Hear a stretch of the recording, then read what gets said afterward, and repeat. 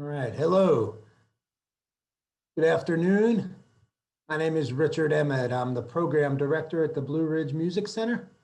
I work with the Blue Ridge Parkway Foundation, the primary not-for-profit partner organization of the Blue Ridge Parkway National Park Service. The foundation partners with the Parkway on both fundraising and various programs initiatives, like the music programs at the Blue Ridge Music Center. The foundation has been managing the programs at the Music Center since 2013. If you haven't been to the Music Center, we are located at milepost 213 on the Parkway, just north of Mount Airy, North Carolina, and just south of Galax, Virginia, right on the North Carolina-Virginia state line. The center is operated by the Blue Ridge Parkway and houses an interpretive visitor center, which features an award-winning museum exhibit called The Roots of American Music. That exhibit traces the history, development, and influence of Blue Ridge mountain music. We also present daily midday mountain music presentations featuring local and regional traditional musicians on our outdoor covered breezeway from noon to 4 p.m. Each day the Music Center is open. We have a summer concert series in our spacious outdoor amphitheater. And we also do off-site, on the road, and online programs like the one you are participating in today. So on behalf of the Blue Ridge Parkway Foundation and the Blue Ridge Parkway, and my colleague Marianne Kovach, Associate Program Director at the Center, who came up with the idea for this project, coordinated today's conference and is working behind the scenes as the Zoom guru today. I want to welcome you to A Place in the Band, Women in Bluegrass and American Roots Music. We are grateful to our sponsors, without whom this would not be possible. Of course, the aforementioned Parkway Foundation and Blue Ridge Parkway, as well as the National Park Foundation, the National Endowment for the Arts, and our media partner, the Bluegrass Situation. To give you a quick overview of today's proceedings, we will kick things off with a brief mini concert by Alison Brown, and we'll follow with the pre-recorded keynote address by Alison. After that, we'll have a short Q&A session. And so if you're familiar with Zoom, you'll go to the Q&A tab on the bottom of the screen if you want to ask a question. Then we will host 3 panels. They'll happen at 1 o'clock, 2 o'clock, and 3 o'clock. The first one is the Music Industry Professionals panel. The second is the Musicians panel. And the third will be about next steps and taking action. In between those panels, you'll have a chance to view some mini concert with some of our musician panelist participants today, as well as some outtakes and excerpts from our video interview series that we released in January. We are so glad you can join us today, and we hope you enjoy the conference. Now it is my honor to introduce Alison Brown. She's a banjo player, guitarist, composer, and producer. She has won and been nominated for multiple Grammy Awards. She's one of the finest banjo players on the planet. And she's also the co-founder, along with her husband, Gary, of Compass Records, one of the leading independent record labels. Just celebrated their 25th year in business in 2020. Alison's interest in and explorations of jazz, pop, world, folk, Americana, Celtic, and bluegrass music is reflected in Compass Records' diverse roster of artists. Just yesterday, they announced the re-signing of Leftover Salmon. And so if you haven't yet checked out Compass Records, we urge you to do that. So please make welcome Miss Alison Brown.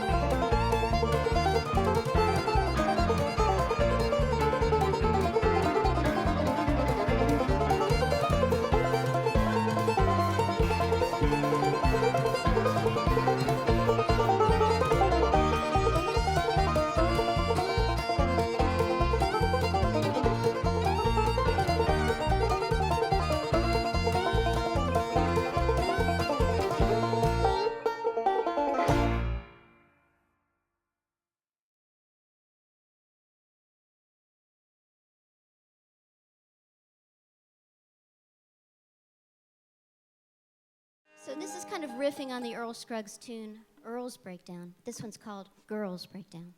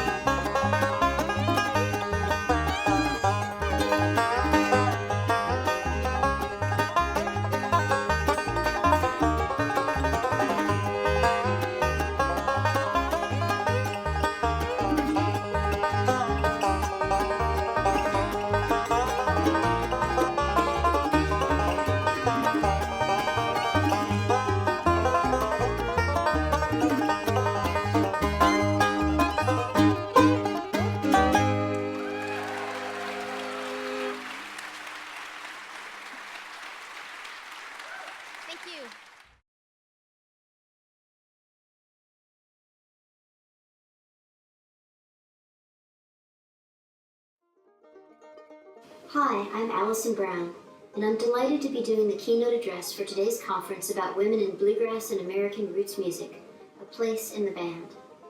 I wish that we could be together today to enjoy in-person conversation and some bluegrass fellowship, but since we can't be, I'm grateful that the Blue Ridge Music Center is giving us a virtual opportunity to gather, exchange ideas, and talk about the path forward for women in our music. I've spent a good part of my life and career both thinking about and living many of the questions that the panels will delve into later today. Namely, how do we draw more women into bluegrass music with the goal of achieving gender parity? How can we get better at supporting each other? What can we do to ensure that current and future generations of bluegrass girls enjoy every opportunity to realize their full potential? While women have certainly come more than a country mile from where we started at the birth of bluegrass music, those of us in the business know that there's still plenty of work to do. Amazingly to me, even in 2021, there are opportunities in bluegrass that aren't equally available to women, inequities that organizations like the IBMA Women's Council are working to reconcile. But in my opinion, we've never been in a better place than we are at this moment to shape the future that we want to see. And that's one of the reasons I'm excited to be able to share some of my thoughts today. My bluegrass journey began in the mid-1970s, cutting my musical teeth playing bluegrass in Southern California. For almost as long as I've been playing banjo, I've wondered why I didn't see more women in the music. It was the heyday of Gloria Steinem's feminist movement when my family moved to San Diego and I discovered bluegrass music at the local Shakey's Pizza Palace. Despite the fact that there weren't very many female musicians around, it never occurred to me that girls shouldn't play banjo, just that they didn't. From my earliest teenage years, I almost always played exclusively with guys. There were simply no girls to play with. And more often than not, they would offer me their best compliment, namely that I sure did pick good for a girl. Now those of you who've been doing this for a while knew that that's what I was going to say, and probably like most of you, I didn't consider it to be a backhanded compliment at the time. But with the perspective of years, I've come to recognize the institutionalized sexism that that comment represents.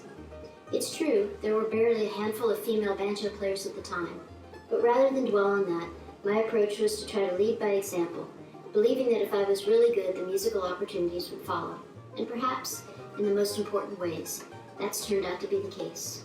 But the glass ceiling, or you could say the grass ceiling, is real. It's that catch-22 of musicianship. How do you become a master of your instrument if you aren't invited to play with the music's masters?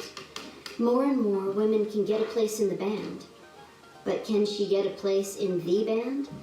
I remember the bright-eyed optimism of youth when anything seemed possible. But over time, my notion of the fairness of the market came to be replaced by the realization that certain doors just weren't going to open for me. A case in point was my now legendary and most definitely ill-conceived audition for Bill Monroe's band. Needless to say, Mr. Monroe and I had very different notions of exactly what it was I was auditioning for. I was still several years away from hearing the revelatory observation that John Hartford shared with me, namely that bluegrass music wouldn't exist at all if Bill Monroe hadn't been out chasing women. Well, that's not exactly how he put it. When I was in college, I managed to get approval from the History and Literature department to write my honors thesis on bluegrass music. I was looking at the music as a reflection of social change in post-war Appalachia, and a lot of my supporting material came from telephone interviews that I did with first-generation bluegrass musicians. Actually, most of them were done 37 years ago this month. On a February afternoon in 1984, I got up the nerve to call Bill Monroe. I was deeply curious to know what he would say about a woman's place in bluegrass music. Here's what he told me, and I quote, "Back in the early days, there wasn't many bluegrass girls, singers or players. They liked to travel, but they didn't think they'd fit in a group, I guess, or in a band. So a lot of them didn't try to learn bluegrass. I guess they thought the music was more so for the men, you know, the boys. And I think that's right. It's more so that way." When I interviewed Hazel Dickens a few weeks later about her experiences in the 50s, she told me, "You know, the men tried to get women not to fit into bluegrass. They put them in places where they couldn't fit. If you were a woman playing bass or something in a band, you were expected to sing country western. They wouldn't encourage you to sing bluegrass, but, you know, they would never own up to that. They just didn't want a woman in the group." What Bill and Hazel had to say didn't surprise me back then, and it's probably not a big surprise to most of you either. But what is surprising to me is how some of this history has been getting blurred with the passage of time. Someone said to me recently, "Alison, women have been in bluegrass music since the beginning, right? After all, Sally Ann Forrester played with Bill Monroe in the 1940s. So what's the big deal about women in bluegrass?" As it happens, I asked Monroe about Sally Ann Forrester. For those of you who aren't familiar with Sally Ann, she played accordion with Bill Monroe and the Bluegrass Boys in the mid-1940s and appears on his 1945 Columbia recordings, including Footprints in the Snow and Rocky Road Blues. Bill explained, "She was Howdy Forrester's wife. He was my fiddle player. You see, I needed a good fiddle man then, and Howdy Forrester, he could play real good.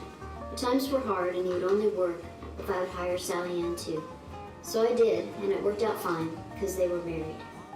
So this is the big deal as I see it. By design, Bill Monroe, the father and architect of bluegrass music, didn't see a place in the band for women in bluegrass music.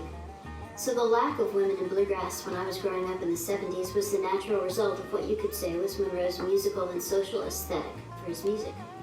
There was one exception though. A woman did have a place in the band if she could participate within the context of a family unit, with her spouse like Sally Ann Forrester or Wilma Lee Cooper, or in a family band like the Stoneman family, Maddox Brothers and Rose, or the Lewis family. The idea of a woman on the road as a band leader or side person was not a fit with the social conventions of mid-century America. That reality was still many years in the future. But fortunately, there were a handful of female bluegrass pioneers that bucked convention and persevered against tremendous odds to carve a path through the bluegrass landscape of the 50s, 60s, and 70s. Some of them leading bands, and most of them suffering setbacks in the form of discrimination, lack of opportunity, and marginalization in the process. Women like Ginger Boatwright, Gloria Bell, and the Buffalo Gals, to name a few. And we are the beneficiaries of their struggles. They paved the way for the proliferation of female band leaders in the mid-1980s, women who led not just their bands, but the music itself, pushing the musical envelope and reimagining a sound that has come to define bluegrass music in the 21st century. I was fortunate to be a member of Alison Krauss and Union Station in the late 80s and early 90s, a time which I see as a real watershed moment for women in bluegrass. For this California girl, traveling the Appalachian States playing banjo in a nationally touring band was a fundamental part of my transformation from part-time picker into banjo player. It helped me to understand better the Southern culture that gave rise to bluegrass music, and it gave me the platform from which to make my own contribution to the furtherance of women as banjo players, both in remote regions of the U.S. where people figured that Alison and I must have been sisters because we had the same name. Yes, that really happened. And in Pakistan, where I shocked an audience by changing my own broken banjo string mid-song. Apparently, banjo string repair is considered a man's job in Pakistan. Well, during that time, there was a proliferation of female-driven bands. Lori Lewis, Rhonda Vincent, Lynn Morris, Claire Lynch, and Alison Krauss were all making genre-defining records, shaping the direction of the music, attracting a new audience, and normalizing the idea of women in the music. Together with Missy Raines, Sally Van Meter, Andrea Zahn, and others, we were in effect role models for a new generation of women in bluegrass, a generation that includes two of my fellow bandmates in the First Ladies of Bluegrass, Molly Tuttle and Sierra Hall. Sierra Hall is usually too polite to mention it, but she was born the same year that I won the IBMA's Banjo Player of the Year award. But she's never reticent to talk about the impact that seeing other female bluegrass musicians had on her. I've heard her mention that when she was starting out, she saw Rhonda Vincent on stage playing mandolin and leading a band, and that empowered her to imagine herself up on stage doing the same thing. There's tremendous value in role models, and for girls coming into the music these days, there's no shortage of women to emulate.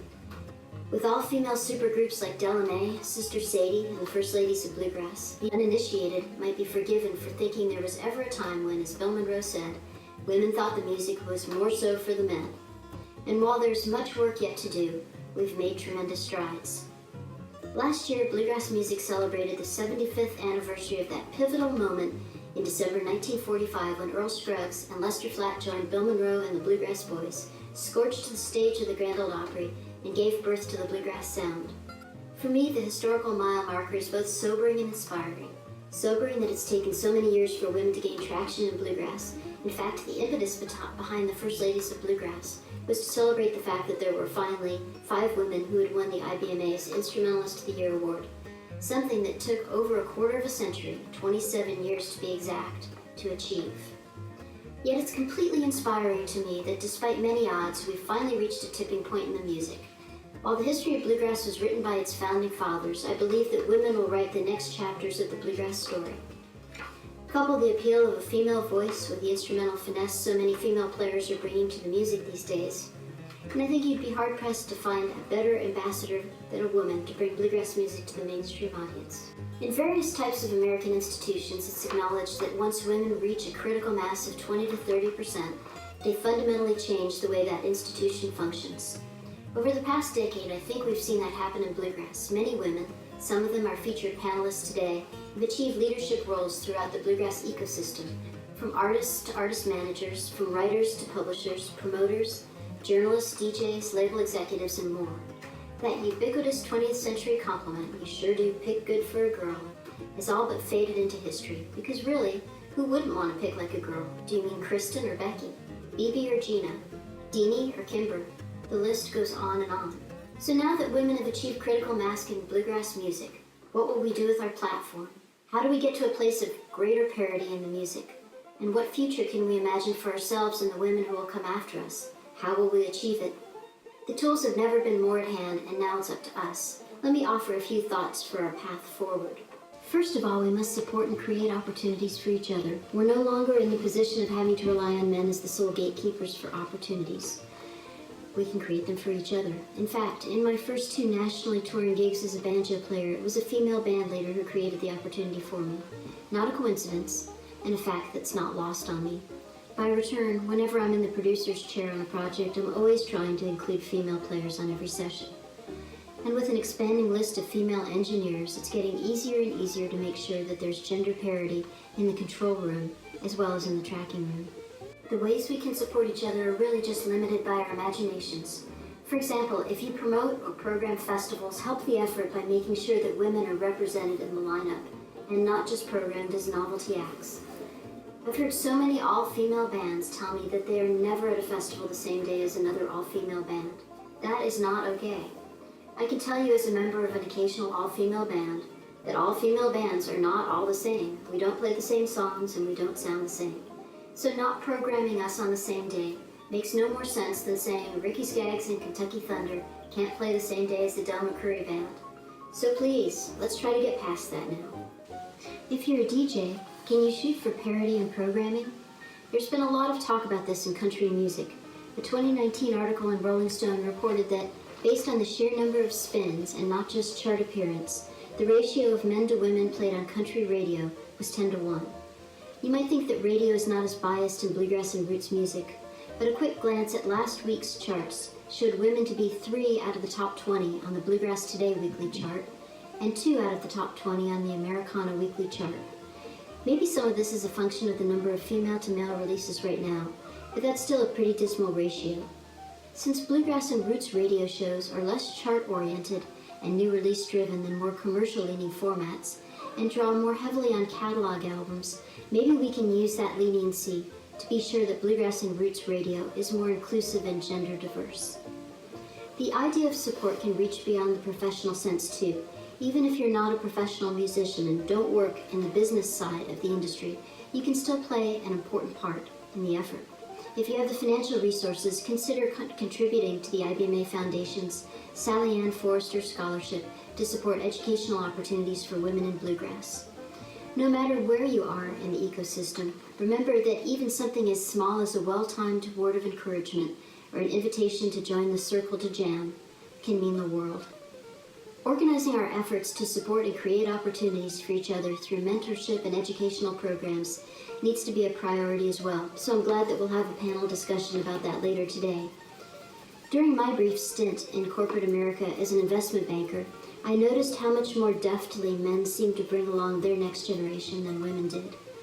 Rather than letting the perception of limited opportunities divide us, I think it's crucial for us to work together to share what we know through networking, educational programs, and mentorship programs with our up-and-comers. There are finally enough of us in positions of leadership throughout the bluegrass ecosystem, and I believe the time's right for these types of initiatives to thrive. And I'm really glad that we have organizations in the industry, including Change the Conversation, Sound Girls, She Said So, and the IBMA Women's Council that are working towards supporting this goal. Finally, even as our minds are engaged in imagining our future, we must not forget our past. We have to make sure that our history is told accurately and that the challenges the first female pioneers in bluegrass faced and overcame aren't forgotten, minimalized, or footnoted. Young women coming into bluegrass now must know the stories of the women who blazed the trail for them and helped to create the legacies that they are inheriting. As a starting point, I'd suggest digging into a copy of Murphy Henry's excellent and comprehensively researched book, Pretty Good for a Girl. And with excellent institutions like the Blue Ridge Music Center and the Bluegrass Music Hall of Fame and Museum, we have great platforms for telling the story that didn't exist in the recent past. To quote that Virginia Slims ad of the 1970s, We sure have come a long way, baby. It's only by remembering the long road that we've traveled that we can appreciate the fullness of this moment, both with its rich opportunities and attendant responsibilities. A woman's place in the band has been hard won, but women in bluegrass are here to stay. Imagining bluegrass music these days without women would be like, well, imagining a life of quarantines and wearing masks and social distancing. You can imagine it and even live it, but all of us can acknowledge how much of the depth and richness has been missing. For music that was born out of hard times in post-war Appalachia, bluegrass music has, in the hands of subsequent generations, shown an amazing ability to bend, to transcend demographic barriers, and speak to the times. All you need to do is spend a few hours at IBMA's annual World of Bluegrass Conference to see that what was once the bastion of Southern white men has become a music that's played by women and men from countries all over the world. Many of the old barriers to entry have fallen away, and these days, it takes more than the fingers on one hand to list the number of women who have smashed the grass ceiling. And so, with women, both on the stage and behind the scenes, leading with their talent and vision, helping each other to achieve their fullest potential, I'm extremely optimistic about the future. I know that women will play a pivotal role in writing the next chapters of the bluegrass story, and I can't wait to live the history that we will create together. Hi, Laurelyn. Hi, Alison. Nice to see you. It's nice to see you too. Thank you so much for getting us started today. That music made me so happy. Thank you. Yeah, it's such a weird experience to see yourself doing something that we haven't been able to do for so long. I noticed that juxtaposition of the first concert where you were all remote, and the second one where you got to be together, and I felt that difference right away. But thank you for sharing both. That was lovely, and thank you for your remarks. Also, I feel like you've really set us up for the panels and the rest of the information and discussion today. So just thank you so much for being a part of this. Oh, you bet. It's my pleasure. It's something I've been thinking about and living for a long time, so it's my pleasure to do. I understand. So I want to invite our participants now. If you have been using Zoom before, there is a little bit of a different box here. There's a chat box at the bottom, but there's also one called Q&A. So if you have any questions for Alison, if you would just type them in there, I will get those to her. I'll also keep an eye on the chat box and make sure that I get all your questions. I do have a couple comments here just about what a lovely keynote that was. So thank you again for that, Alison. So while I'm waiting for a couple of questions to come through, I had a couple of thoughts as you were talking. I wanted to run by you. Some of what you were talking about, but not just the women on the stages, but behind the scenes. I was really struck by the idea of you being a producer also and being a business person in this. Can you talk a little bit more about that and that impact on the entire picture?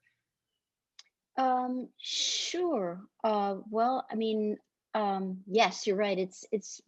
Well, I'll talk about being a producer for one thing. Mm-hmm. There's a lot of conversation in Nashville where I live about the fact that, of the pool of female producers, I think women, I know it's under 5%, and it may even be like a number like 1 or 2% of all producers are women. And, from that specific thing makes no sense to me at all, because I really view like my role as a producer and bringing everybody in the room and making everybody feel comfortable and being able to intuit what everybody's kind of sensitive spots are, so that you don't put anybody under the microscope in a way that's going to make them uncomfortable. And then, you can also help nurture them in a way so that you get the best performance out of them. And to me, I think that that's a skill set that women have in spades.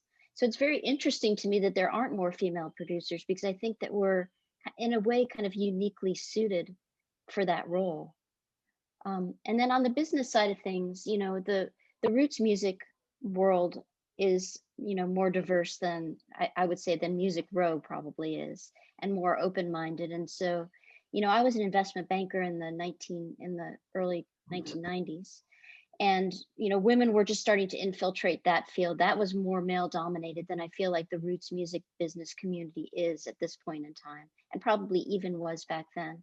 Mm-hmm. So, in terms of resistance or challenges, I felt that that our community generally wants to try to embrace diversity, and I haven't really felt compromised. In fact, I think that there are certain opportunities that come as a result of being female that maybe can work to your benefit occasionally on the business side of things. For example, if you're applying for an SBA loan, that's kind of a nice benefit, right?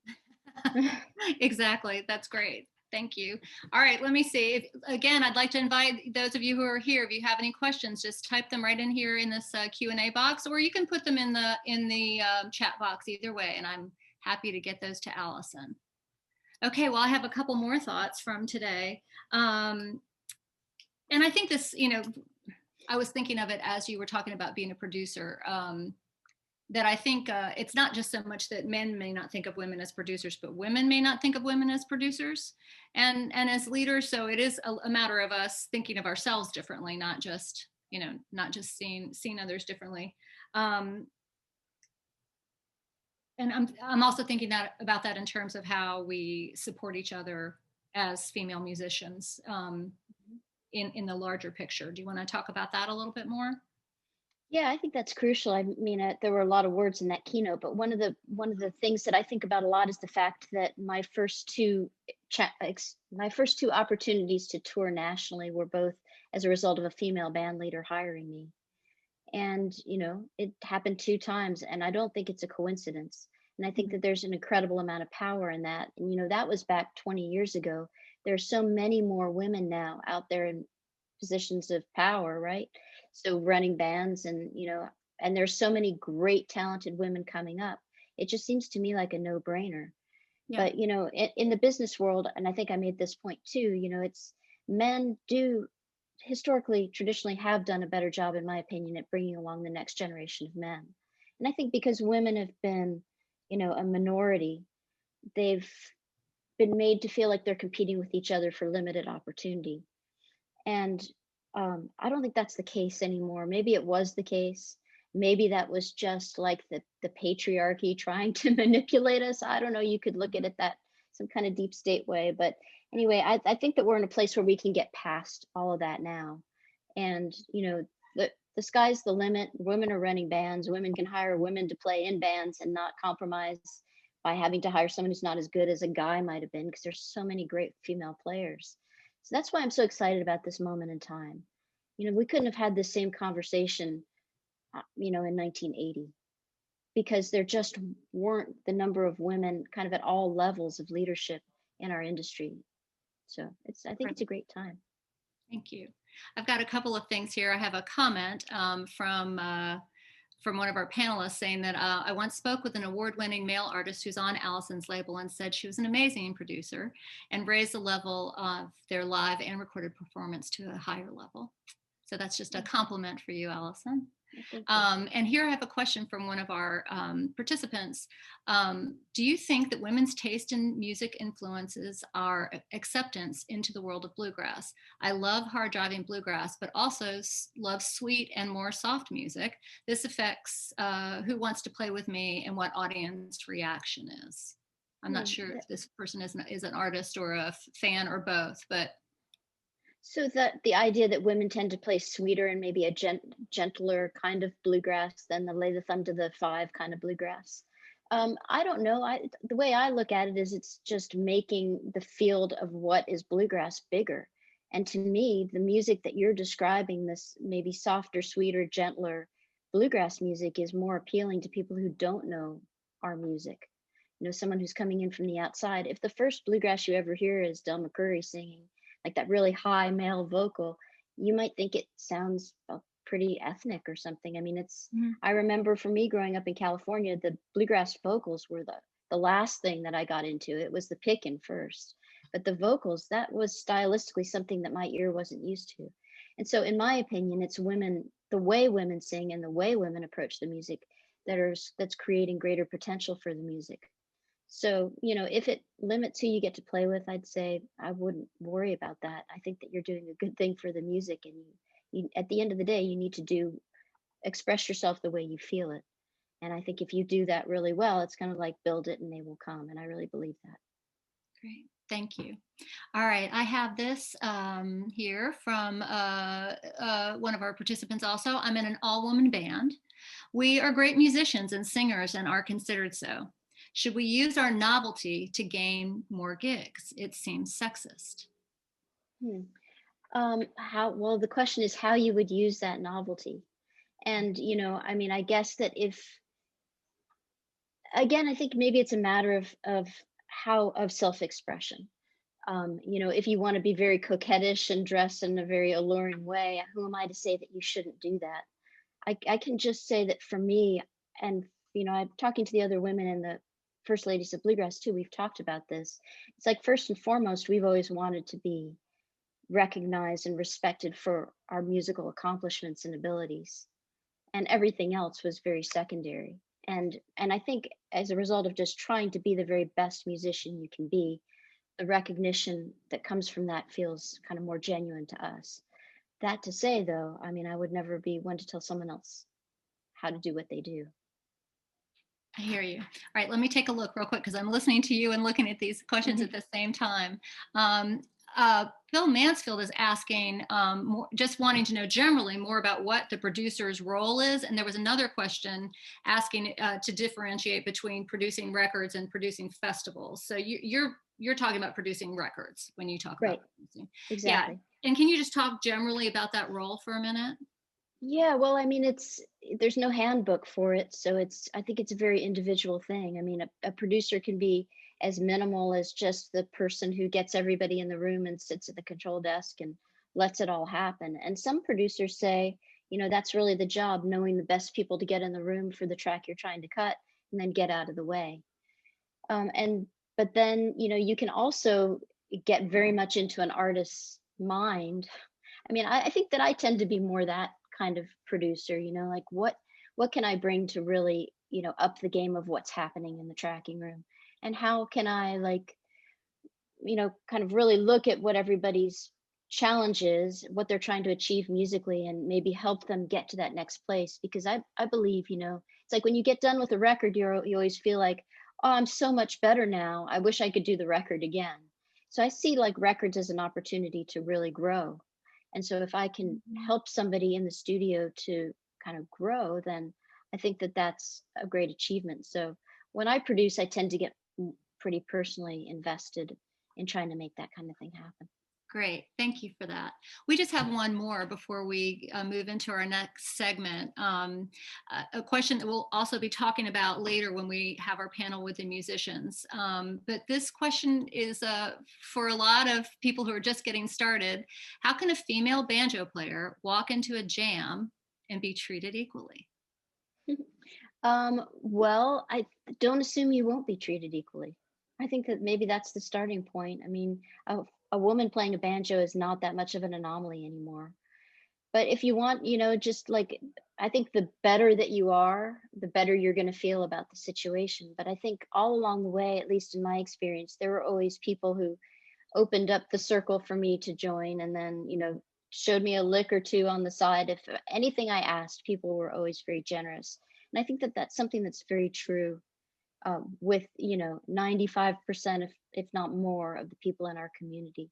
So I think I would just go into it with positive attitude and assume that you will be treated equally, and just, you know, keep striving to play as well as you can. Exactly. And maybe just enjoy it when you surprise someone, right? Absolutely. Absolutely. Well, thank you so much for this. And thank you all for your questions. We're going to head into the next segment here. The way that things are going to go today, things will pretty much change on the hour. So the first panel is with industry professionals, and that starts at around 1 o'clock. But between now and then, we have a big treat for you. Cathy Fink and Marcy Marxer are going to do a concert. They're two-time Grammy Award winners, and they have a career spanning over 35 years.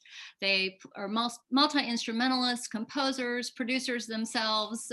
They've made their mark on this music over and over and over again. So we're so happy to have them. And there'll also be some snippets of the discussion series conversations I've been having with different women in music in the industry over the last several months. So that's the next 15 minutes or so, and then we'll be back at 1 with the next panel. Thank you again, Alison. Yeah, my pleasure. Thanks, Laurelyn.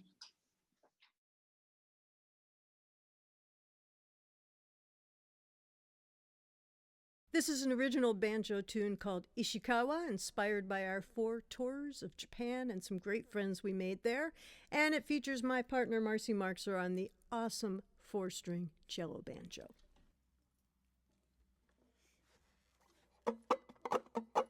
One, two, three.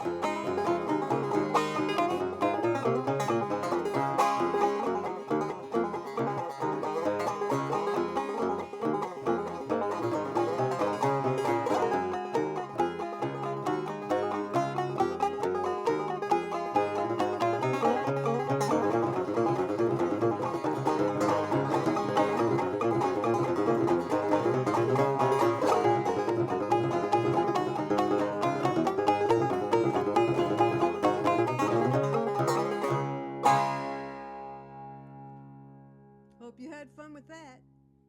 We did. Yeah, that was fun. Marcy and I spent a lot of time with the wonderful humanitarian, bluegrass pioneer, and songwriter Ola Belle Reed. She wrote a song that inspired an entire album that I did back in the 1980s on Rounder, dedicated to women in country music, called Only the Leading Role Will Do. And if you ever met Ola Belle Reed, you absolutely knew that only the leading role was going to do for her.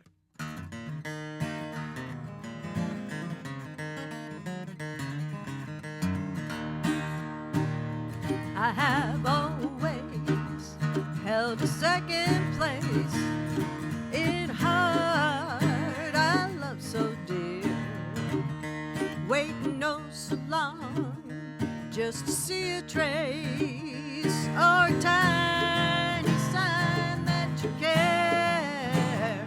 They say the time will heal a broken heart, and I pray you'd love me too, but I just can't play that second part. Only the leading role will do.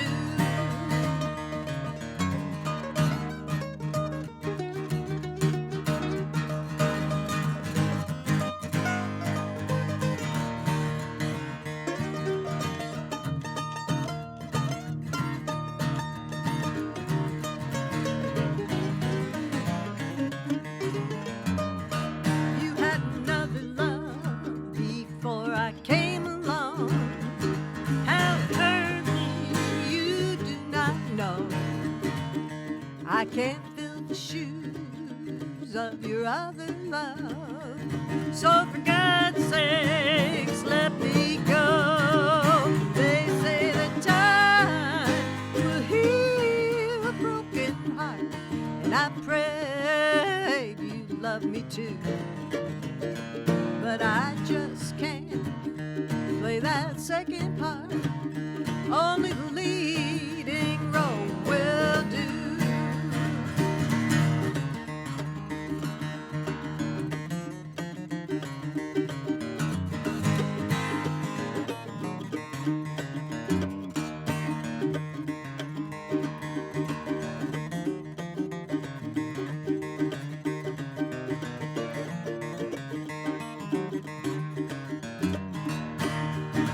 They say the time will heal a broken heart, and I pray you love me too.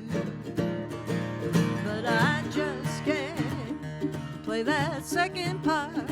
Only the leading role will do. Only the leading role will do.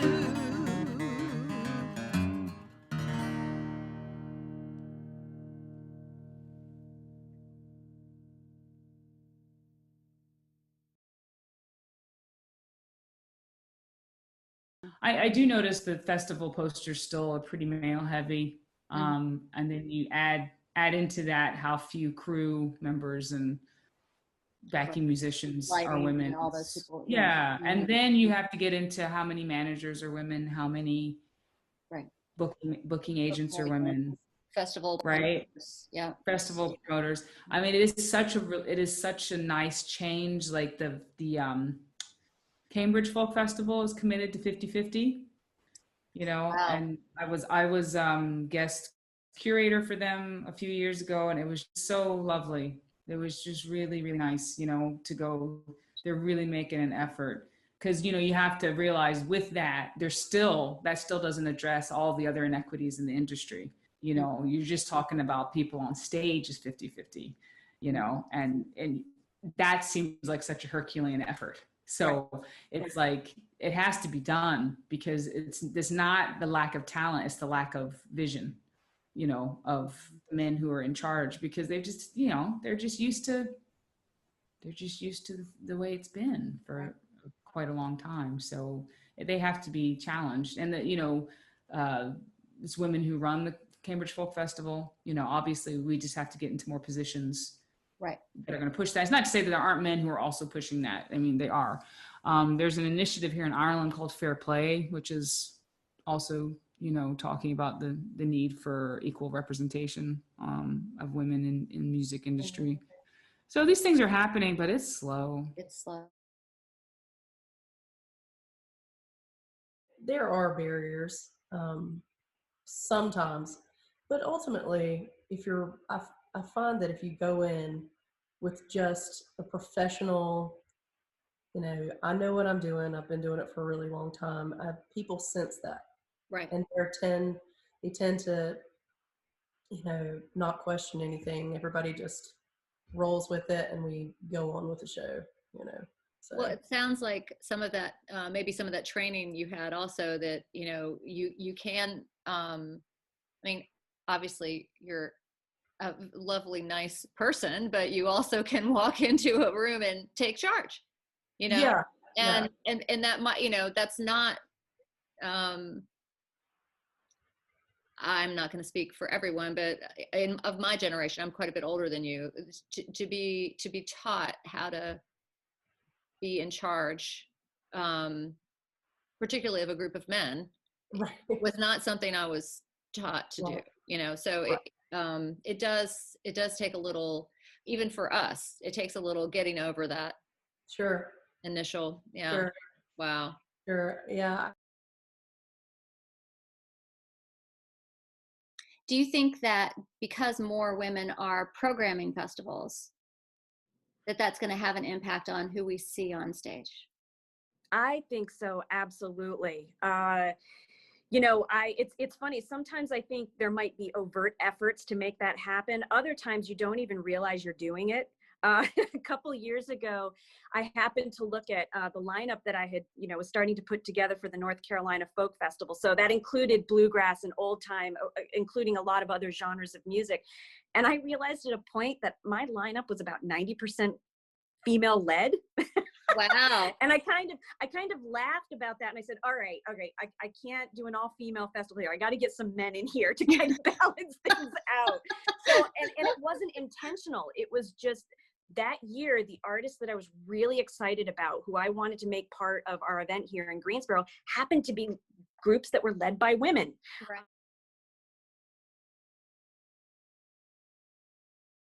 Too, that until we have more women in all aspects of the field, we will not make it. It's not just more women on the stage, it's more women behind the scenes, programming the stage, producing, all of this. So yeah, I agree. Well, and it sounds like you're actually like quite a few of the women that I've talked to in the series, you're doing a lot of those things yourself. Yeah, well, our recording engineer who and co-producer on a lot of our albums, Adam Armstrong, who lives up here in Kingston, he has, spent a lot of the last, 8 years, which is how old our daughter is, here, setting up and recording us in this space. And he has been really encouraging to her since she could crawl. Like, she had her own knobs over here and her own stuff. And then she got old enough to realize those weren't doing anything. Those weren't plugged in. And then she just she's like, all right, I see what you've been doing. But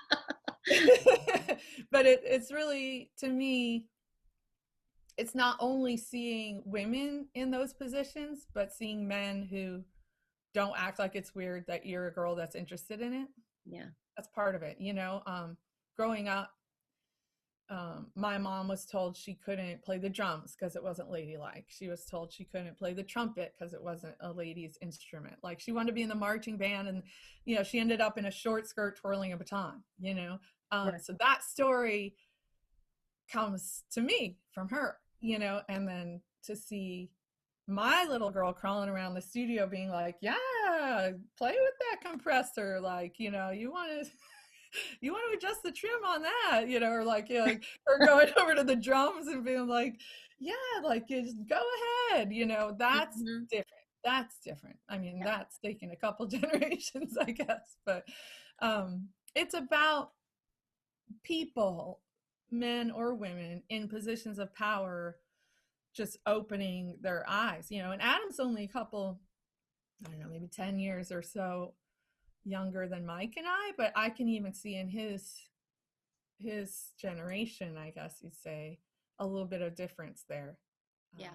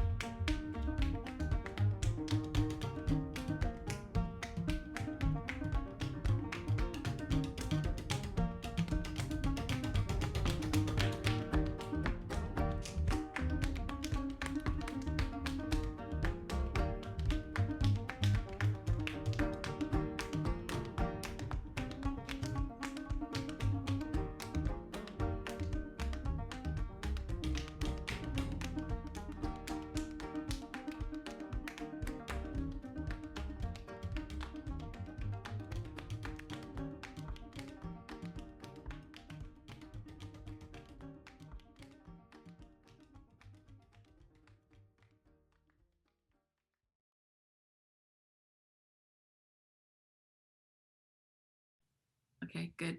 I'm really happy to be here. I'm Claire Armbruster. I have my own company, Planning Stages, here in Nashville, Tennessee.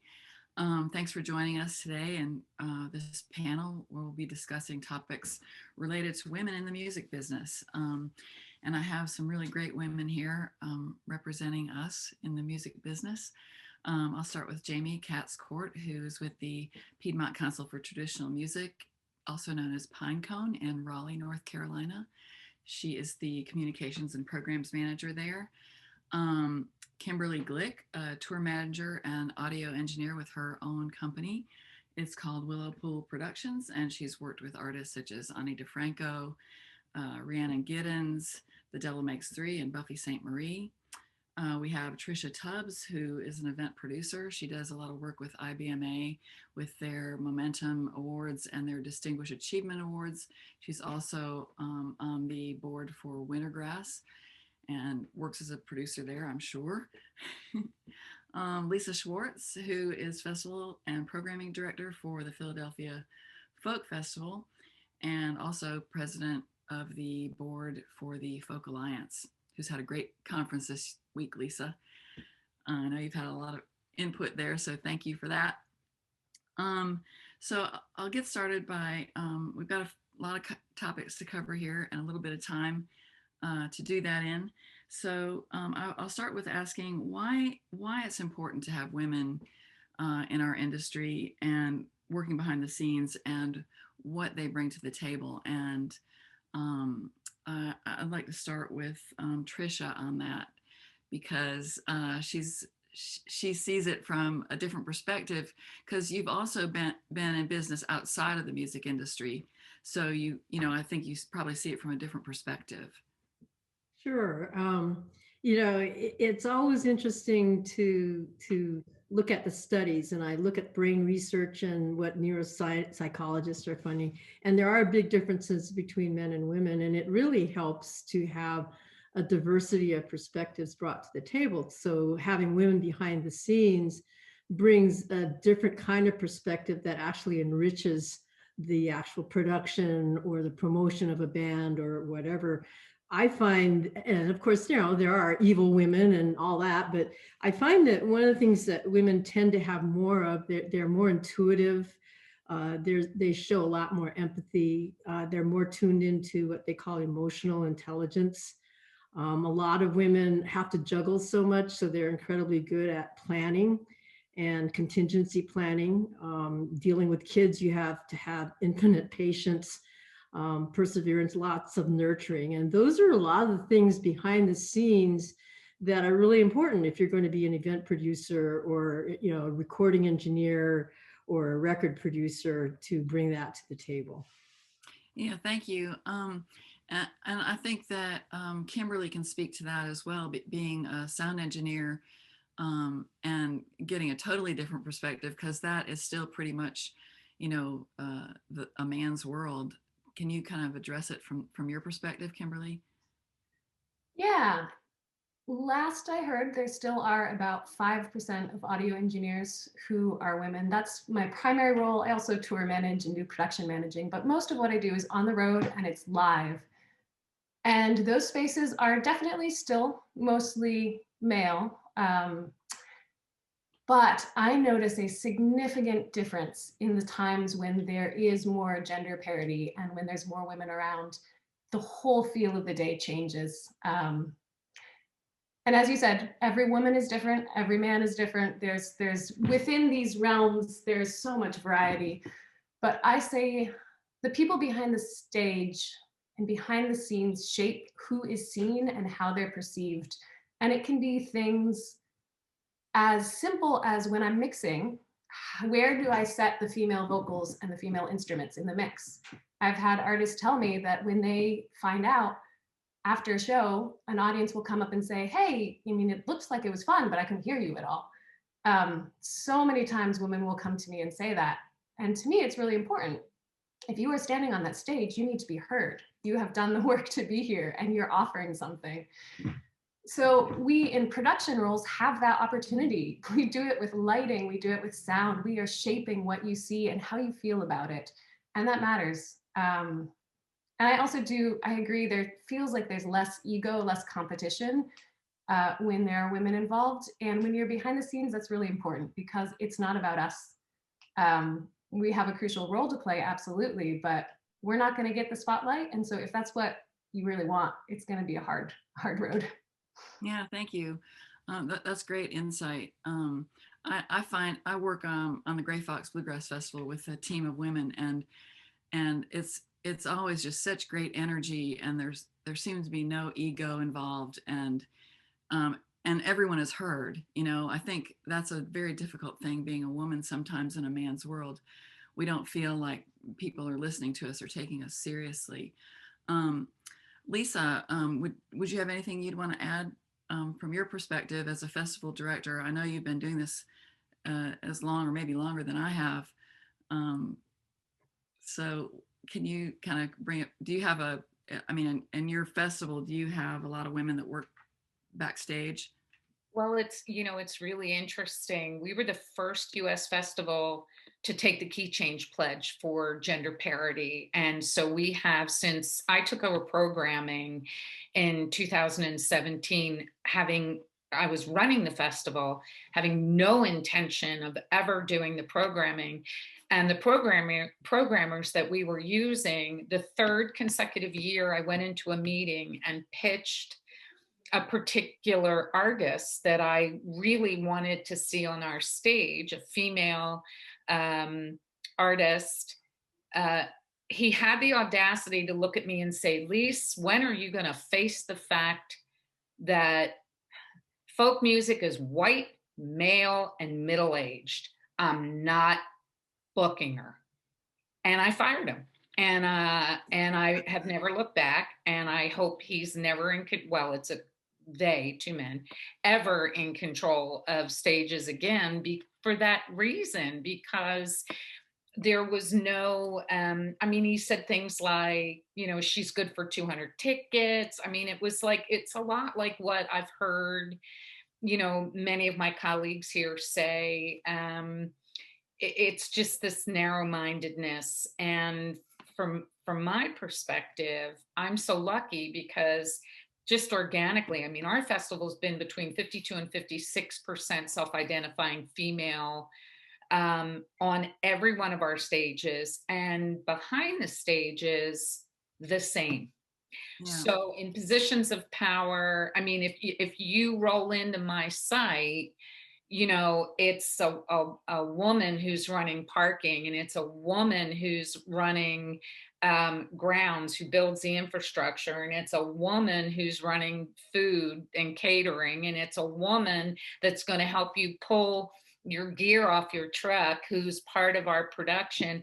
And it's not like I sat there and said, well, I kind of like these guys, but let me see if I can. They were there.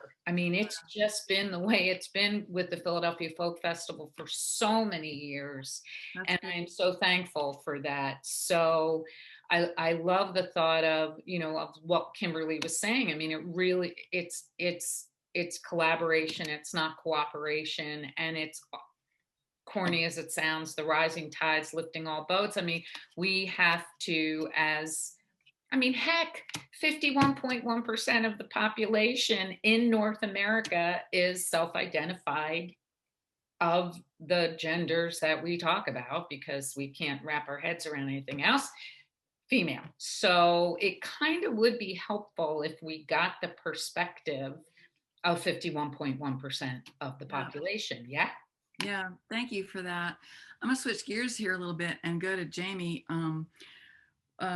About creating opportunities for women in our business, and I pinpoint you, Jamie, because you also do a lot of work for Shout and Shine in programming and bringing all people to the stage, and that's a really important part of what we do as well. So you want to address that topic a little bit?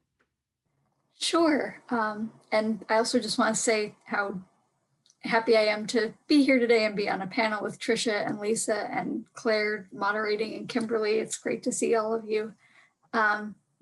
So yeah, I think to the points that everybody's made and that even Alison made earlier, it's as much as it is about the helping and mentorship and making opportunities available, it's also future looking and looking at who's coming up and who sees themselves on the stage or behind the stage or behind the board or running the event or the grounds or whatever it is.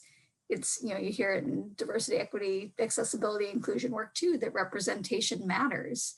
And, as one very outside of music, outside of roots music example, Growing up, I belonged to a temple, and we happened to have student rabbis who came through, and they happened to be all women. And at one point we were getting a new rabbi, and it was a man. And I was young enough, I looked at my mom and I said, "Men can be rabbis?" She about fell off her chair. But it does. That is, those perceptions are so important, especially for kids, especially as they're looking around the world and trying to figure it out. And we carry that with us longer than we think. Yes, thank you. That's great. And that's a good segue into how do we promote and support women on stage, including issues such as gender parity and equal pay. Lisa, you mentioned key change, and Alison in her keynote mentioned change the conversation, which I don't know anything about, which sounds really like a cool thing to look up. But how can we, what can we do to bring more women into our world? Just do it. I mean, it's so incredible to me that it's become like a box ticking, I mean, when Alison spoke of, well, if you have an all-women band on Saturday, you can't have another one or something like that. If someone is exceptional at what they do, it doesn't really matter to me none of that matters to me. I mean, purple, pink, 7 legs, I don't care. If they're exceptional at what they do, that's what matters to me. So to me, it's just do it. I mean, but to, and I loved a lot of what Kimberly said about thinking, having that peripheral vision and thinking very holistically and saying, maybe having the conversation. I try with agents and managers to say things like, well, who would Alison like to have on that day? Is there anybody that she's really wanted to collaborate with? Is there something that I can do to bring together something seemingly organic? But I mean, Ovid says fish where the fish are, right? So let me get those incredible musicians there and see what happens. So for me, it's that, and from the perspective of behind the stage and everything else, it's always asking the question. It's never closing the door. It's always leaving the door open. Yeah. So, hey, Kimberly, do you have somebody else that you love that you would love to have, shadow you, or I know I might not have the budget for 2 of you, but let me see what I can do, or that kind of a thing. We've tried to set up situations where, we open, like I said, we open the door and have people come in, and I've had people shadow me and just say, first, I never want to work that hard in my life. And second, well, can I now invite this one? And then I know you've had the same experience, Claire, at Gray Fox. It's like, well, that's how you get everything going. You pick your own successor by bringing them in early on. So I really think that's what we as women have to do, to be collaborators and not competitors, and to say, well, I'll be your mentor. I mean, and you'll be mine. Yeah, I would love to do that more than I get the opportunity to do. I'm working with Micah Davidson on, we're just in the very early stages of talking about a mentoring program at IBMA. He is the greatest for the industry, because there's really nothing that exists that I know of or that I can tap into to help younger women. Trisha, what are you seeing in terms of Momentum Awards, where the young artists and young industry professionals are coming up, and how do we encourage more women to be nominated for those awards? Well, the Momentum Awards, for people who don't know, for the most part, are for up-and-coming artists in the bluegrass field. And bluegrass is not really defined, but it's very wide in terms of the music. It's been really exciting for me, and that's actually been one of the drivers, because the number of excellent young women in, being nominated, they're on a par musically with the guys. And, a number of them have won. In fact, Annie Staninec, who will be one of our artists, was a Momentum Award recipient for Instrumentalist of the Year. So, and then we have mentors. So there's actually recognition by IBMA of mentors. And one of the people, actually, I just saw her name in the chat list, is Annie Beach. So Annie is an amazing, woman in her mid 70s who is living it. She is making it all happen. And she was recognized by IBMA as a Momentum Mentor of the Year. So it's coming along. And I think, when I do the programming, I try to, I don't program who wins. I program who's going to showcase and who I'm going to have as my MC and my presenters. And I try to look at who I think will be getting good exposure and can do a great job. And, frankly, if I can find a good woman, that's who I try to put there. Sometimes they're not available, but that's some of the things you can do behind the scenes subtly. I don't think it has to be, being up front and saying, hey, 50% of my presenters have to be female and 50% of my bands have to be female. I love it to be, they're there because they are exceptional, and you just happen to be a woman. Yeah, that's how I think too. And I watched they've done some great interviews at the Blue Ridge Music Center of women in music. And I was watching the one that Tracy Thomas did. She's a great manager, and before that, a great publicist. And I was so related to this. I never noticed any discrimination. She said, I just kept my head down and did what I had to do. And I've kind of done that myself. And I think that's a good lesson for all of us. I don't think we need to feel like we're being slighted. I think that we need to feel powerful and feel confident to do what we do and just do it and not be intimidated by anyone who thinks otherwise. Can anybody want to comment on that? Kimberly? Yeah. So I noticed a huge difference the longer I toured in how I am received based on how I walk into a space. And this was mentioned a little bit earlier, but when I was younger and less secure, I would walk in with this need to prove myself and defensive. I mean, okay, hopefully not too much, but it was there. It was there in how I carried myself, and it was harder. And as I've become more comfortable and I know that I can do these things and they're familiar, I'm able to just show up and listen to the people there and ask questions. The first thing I do any day is I go in and I actually meet everyone and I try to get their names and I text myself. I have a text thread with myself with everyone's name every day. And it's not about me. And suddenly there makes space. I do get more respect and I'm heard and I'm able to ask for what I need because I have the confidence that what I'm asking for is actually what we need to make the day happen. And it's been huge for me, but that came with time and practice and with a lot of encouragement and mentorship and people telling me honest truths that are hard to hear and also really good support of like, that didn't work. When you came in that way, the way you interacted with that person, that did not work. And also, you can do this. You've got this. You know what you're doing. And I think we need to be honest with each other and we need to support each other and have those conversations. Oh, definitely. And, on the flip side of that, there are a lot of women that don't support women. And it's so important for us not to feel competitive with each other because we're all on an equal playing field and, we have to treat each other with respect. Yes, absolutely. Jamie, you're doing some educational programs at Pinecone. What are you doing in terms of, if anything, bringing young women into the music world or, just teaching them about music?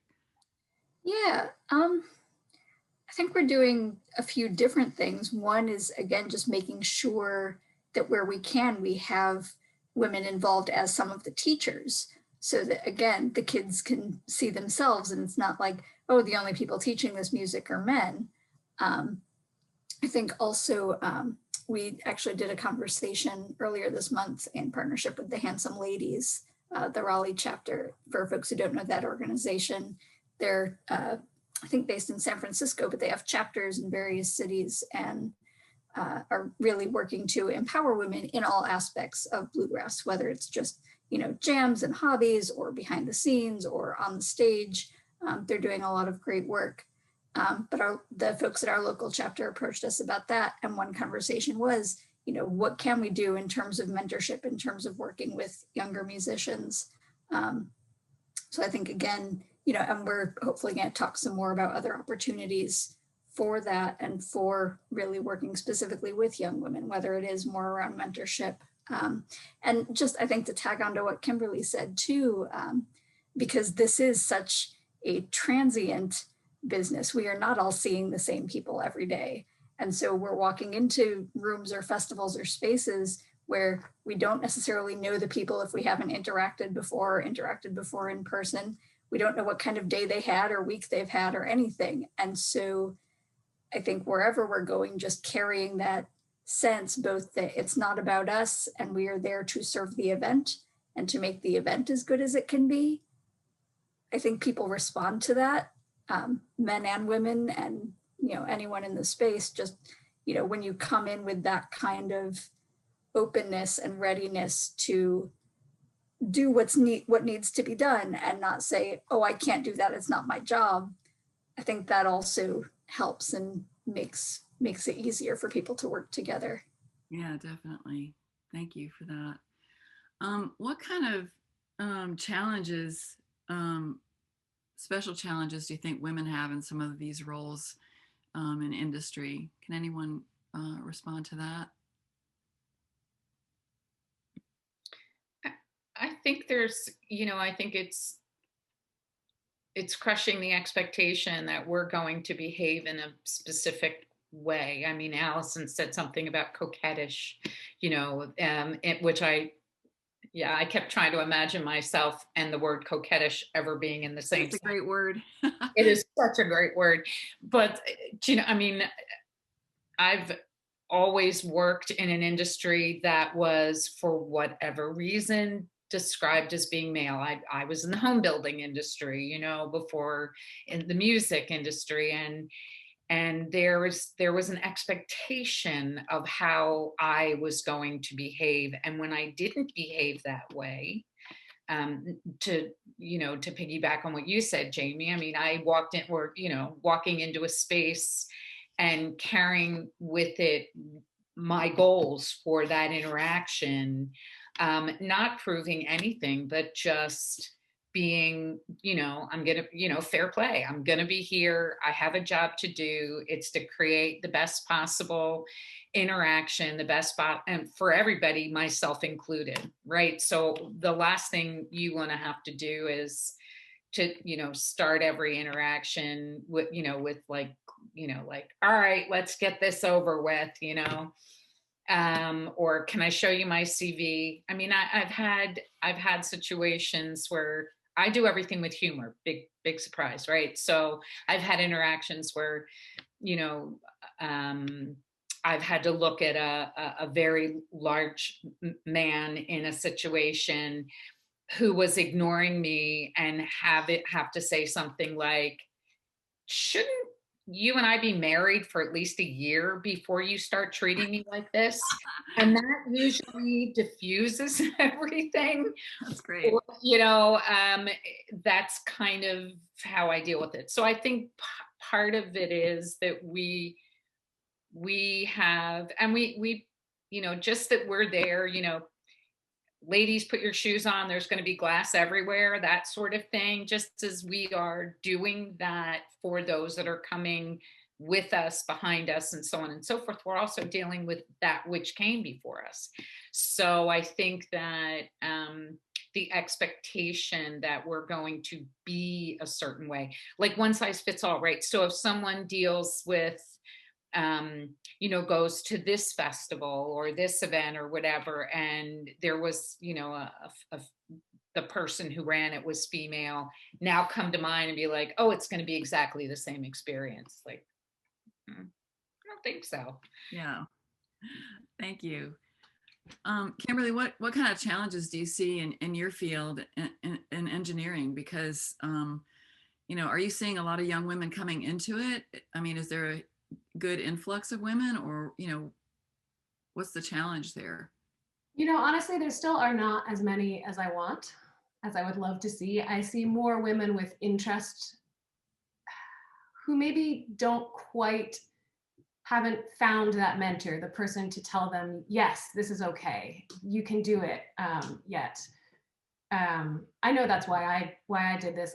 Honestly, there were 3 men throughout my life who just saw me and said, yep, you're interested, go for it. And they kept pushing me every time I got a little stuck. But in terms of particular challenges, yeah, there absolutely are them. The kind of the sexist comments that you hear about, those are still very real. Those are a part of the everyday life. I don't usually love to talk about them or focus on them because in general, I try to just deal with the moment and move on, but they're still there. I hate that this is a thing, but before every tour or before I go into a new situation, I think really, really hard about what clothes I wear and what they're going to say about me. Finding this balance between being too feminine, so I won't be taken seriously, and still being myself and choosing to wear what I want to wear. And I hate that that's a thing, but it is. And I talk to other women on the road, and we all do this. We're thinking these thoughts on a moment-to-moment basis that our male coworkers are not doing. They don't have to, and they don't really, this isn't on their mind. And that's great. You shouldn't have to. Things like that. The amount of times that I have been sexualized in a role that is not sexy at all. I'm sorry, it's just not. And where I feel like I've made a really good connection with an artist at a festival, and then find out, I get a text later saying, yeah, the whole band was standing behind you and looking at your butt while you mixed. I was like, I'm sorry. Oh no, that's horrible. In contrast, they're also at that same festival, I met one of my lifelong friends and best collaborators, this tour manager and monitor engineer, who I work with all the time. It's both. And so I choose to move on, honestly, because it's the only way that I can. And I think, again, that's really good advice. Yeah. And we listen to each other's stories. Like when something like that happens, I will tell my female coworkers, and we'll be frustrated together, and they'll say, yep, you're not crazy. That's not okay. And then we'll go look for something beautiful to do or hear or listen to some music or do our jobs well. And just move on and hope that with each new person we bring into this space, those kind of actions become less and less prevalent and less okay. Yeah, it is. And I hope you can laugh at it at some point, because you just can't take that stuff seriously. Does anyone else have anything to add before we go to Q&A? Let's see if we have any questions here.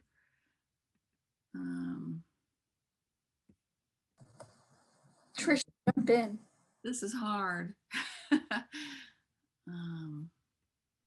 So while you're looking for that, let me, somebody raised a question in chat who basically said, well, that's fine and good about what you're saying about going in there being comfortable about it, but it still doesn't address, it's kind of a cop-out, and it puts the onus on women and excuses the still rampant sexism and prejudice out there.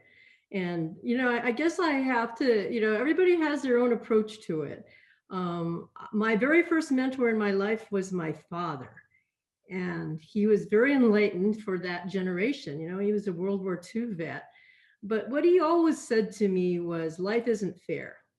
And your job is to deal with it. You make what you want to have happen. He says, it'll never be fair. And that has stood with me forever, and so when you say, well, it puts the onus on women, I say, from where I come from, you may be totally different on it, is, yeah, it's my responsibility for my happiness. It's my responsibility to choose the path I want. And if that path isn't there because I can't get into Bill Monroe's band, then I'll create my own band. You know, I mean, that was how I was raised. And I think, you know, we have to learn how to teach women to think that way, you know, and not to put the blame on, well, you know, it's because all these sexist men are out there and that I can't get the job that I want. And really, it's, you have to go in with your own sense of confidence, your own vision about what you want to do. When I started out career-wise, I went into aerospace. I was the very first manager, female manager in aerospace industry, surrounded by all these people that were retired Air Force generals and, you know, Navy, you know, captains. And then I went into telecommunications, which is the same way. I cannot begin to tell you what life was like in those days back, you know, because I'm a lot older than anybody else on this panel. There are things that happen that you could not get away with now in the corporate world. Okay, but you learn how to deal with that as a woman. You know, you have to, and it's bringing in humor, using a different style. And if you go in with the confidence and you know what you're doing and you know how to work with people, it's all that emotional intelligence that women are really good at. You can get going and do very well. But it's my responsibility. I can't, you know, and once I can get there and I start winning guys over to understand where I'm at and, you know, recognizing me for my skills, then a lot of that sexism and prejudice starts melting away. And if somebody is so embodied in that and they don't do that, then I walk away. I don't deal with those people. I don't have to deal with those people. That's great. That's great advice. Thank you for sharing that. We have a question for Kimberly. Do you call out that offensive behavior at the time? This is from Maria Wallace. Yeah, that's a really good question, Maria. It depends. It depends on how I'm feeling that day. It depends on what else has happened to me. It depends on what still needs to be done that day. And if I really need that person's buy-in to make the event happen. It depends if there's a person in power who will back me up. If I am not that person in power, I want to, but doing it in a way that doesn't backfire, it's really tricky and it's really complicated. Sometimes I will follow up with their superior later. And sometimes I just move on because honestly, that thing you were saying about the weight of it being on us, on women, to change, sometimes I just don't have the oomph to do it, to fix the world. Sometimes I want to make things better, but yeah. And I will also say that there are, particularly for women in audio, there are two online communities and resources. One is called Sound Girls, and the other is Women in Audio Mission.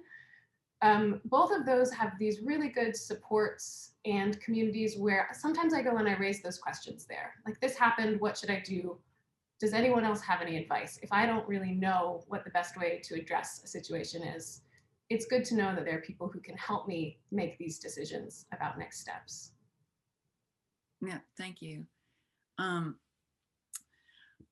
Anybody else want to add anything? We don't have any questions at the moment, but I, you know, as a woman, I want to ask if I've seen younger women at shows that seem to sometimes be looking for, you know, men discriminating against them. Do you ever see that? And, you know, how do you handle it?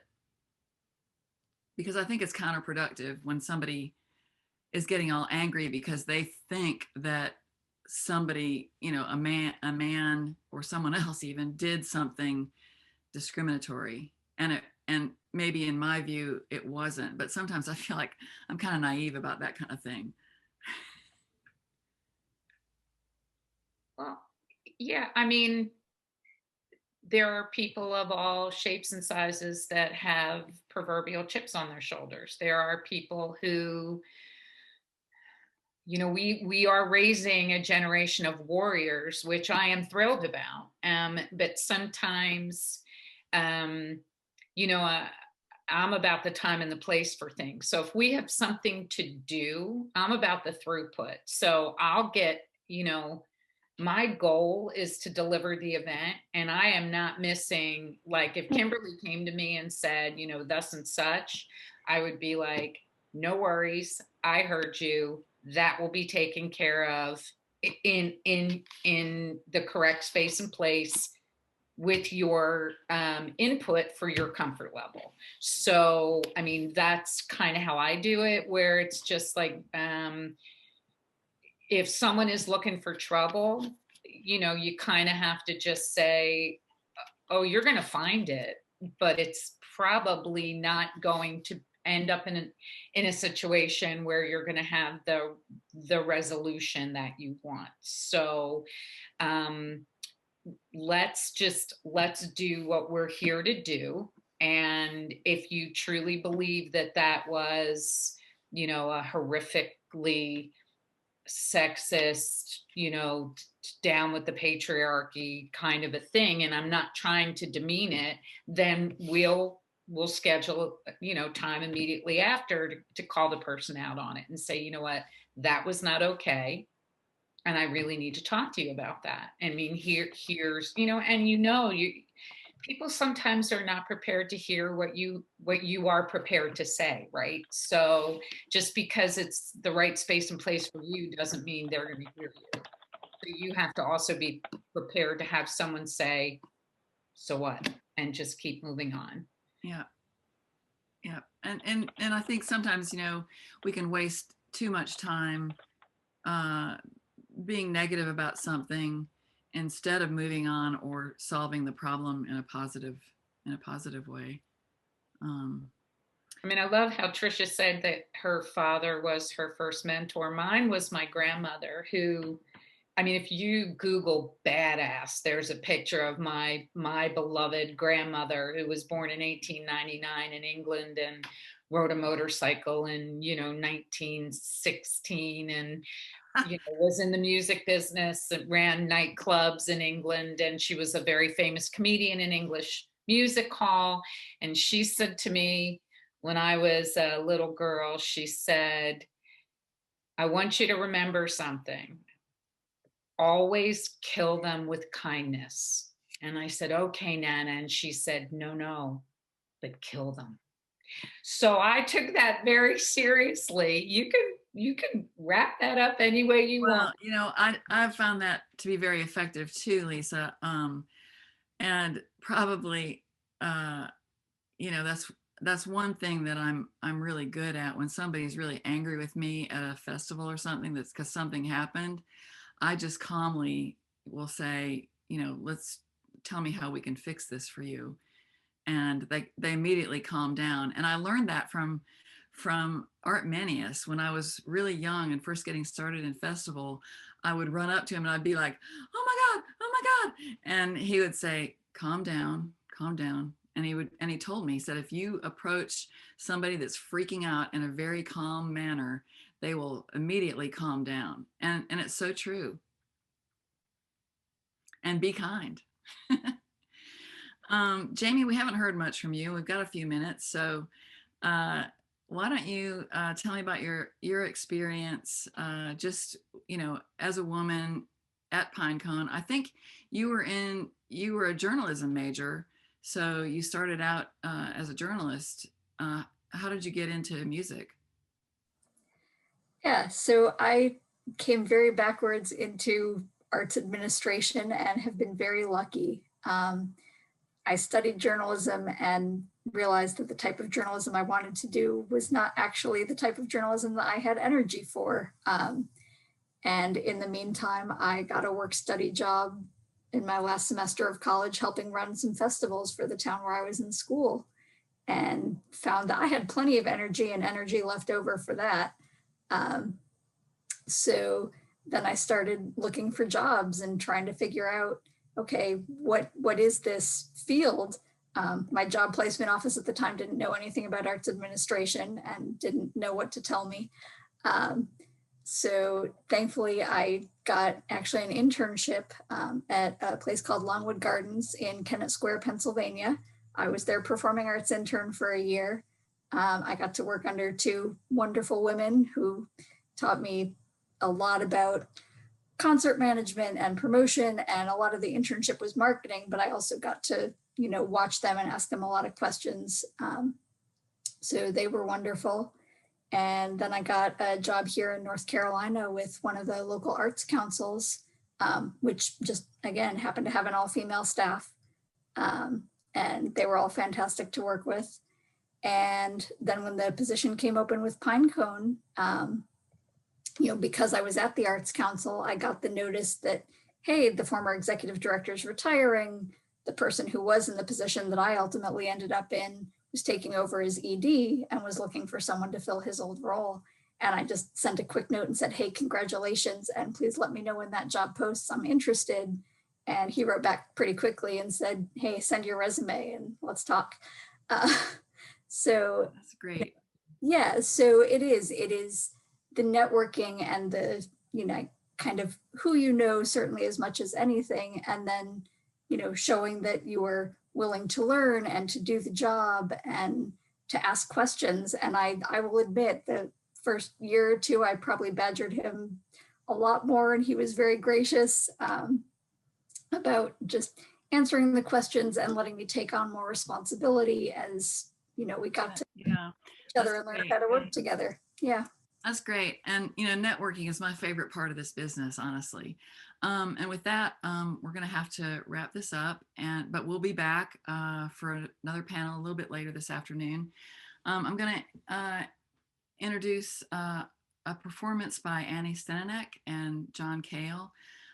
This has been a great conversation we've had here today. Thank you all. The next panel will feature musicians, but first let's see this wonderful performance by Annie and John. She is a fiddle player. She's toured with David Grisman and Daryl Anger, among others. And we look forward to hearing this. So thank you all. See you in a little bit.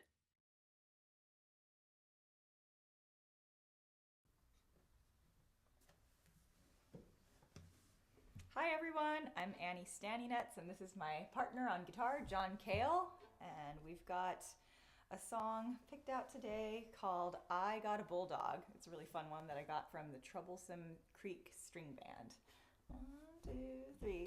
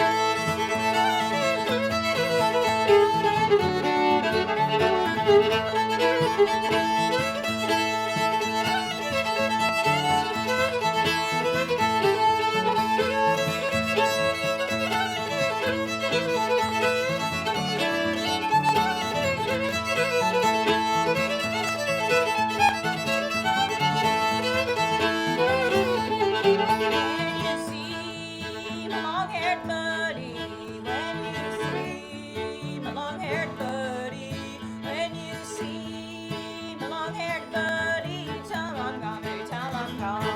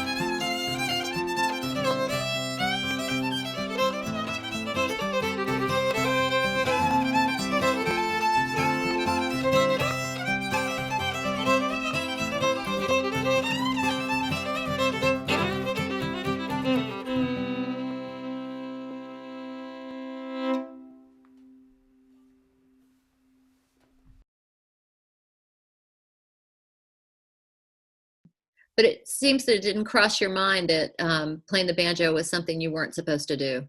It never crossed my mind, not ever. And, part of that is, again, my family. I think that they never said, you're a girl, you shouldn't do this. They never said that. And then the people that I knew early on who I jammed with, I've made the joke that when I was 13, my best friends were 30-year-old men.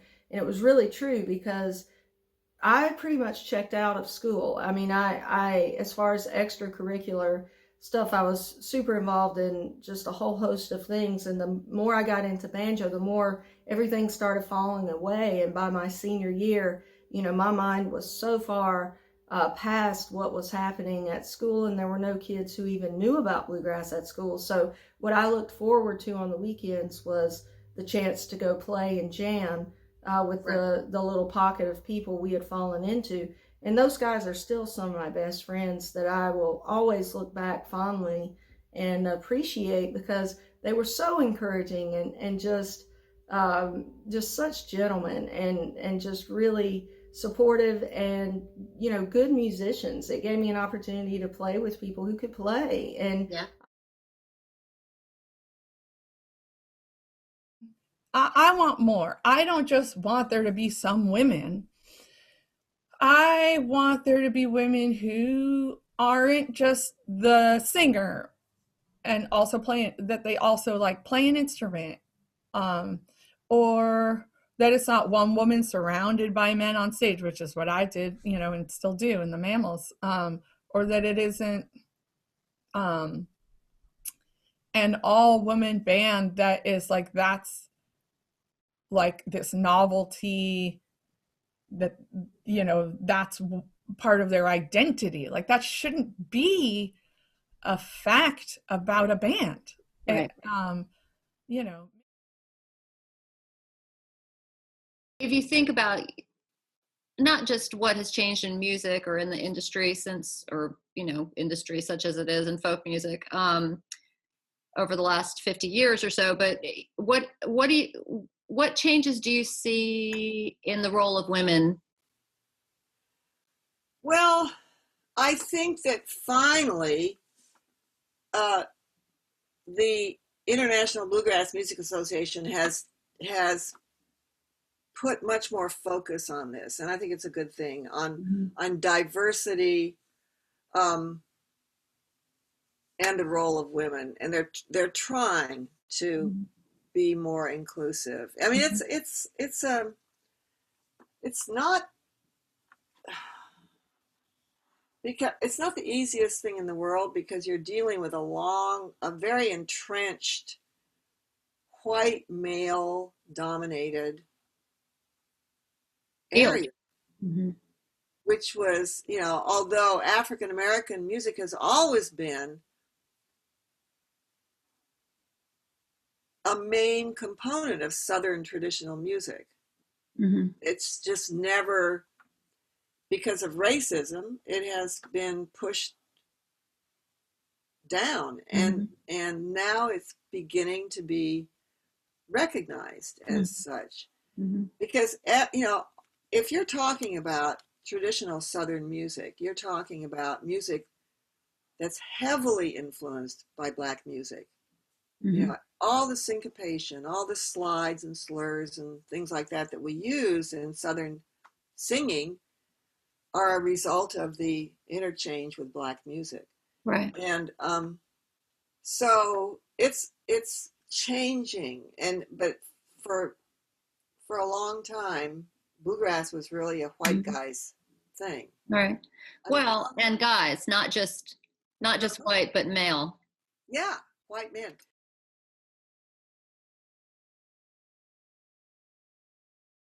But Americana and folk festivals and venues, I honestly feel like in those genres and those scenes, it seems like there's a way more acceptance of female acts being on the bill. At least in the experience that I've had thus far.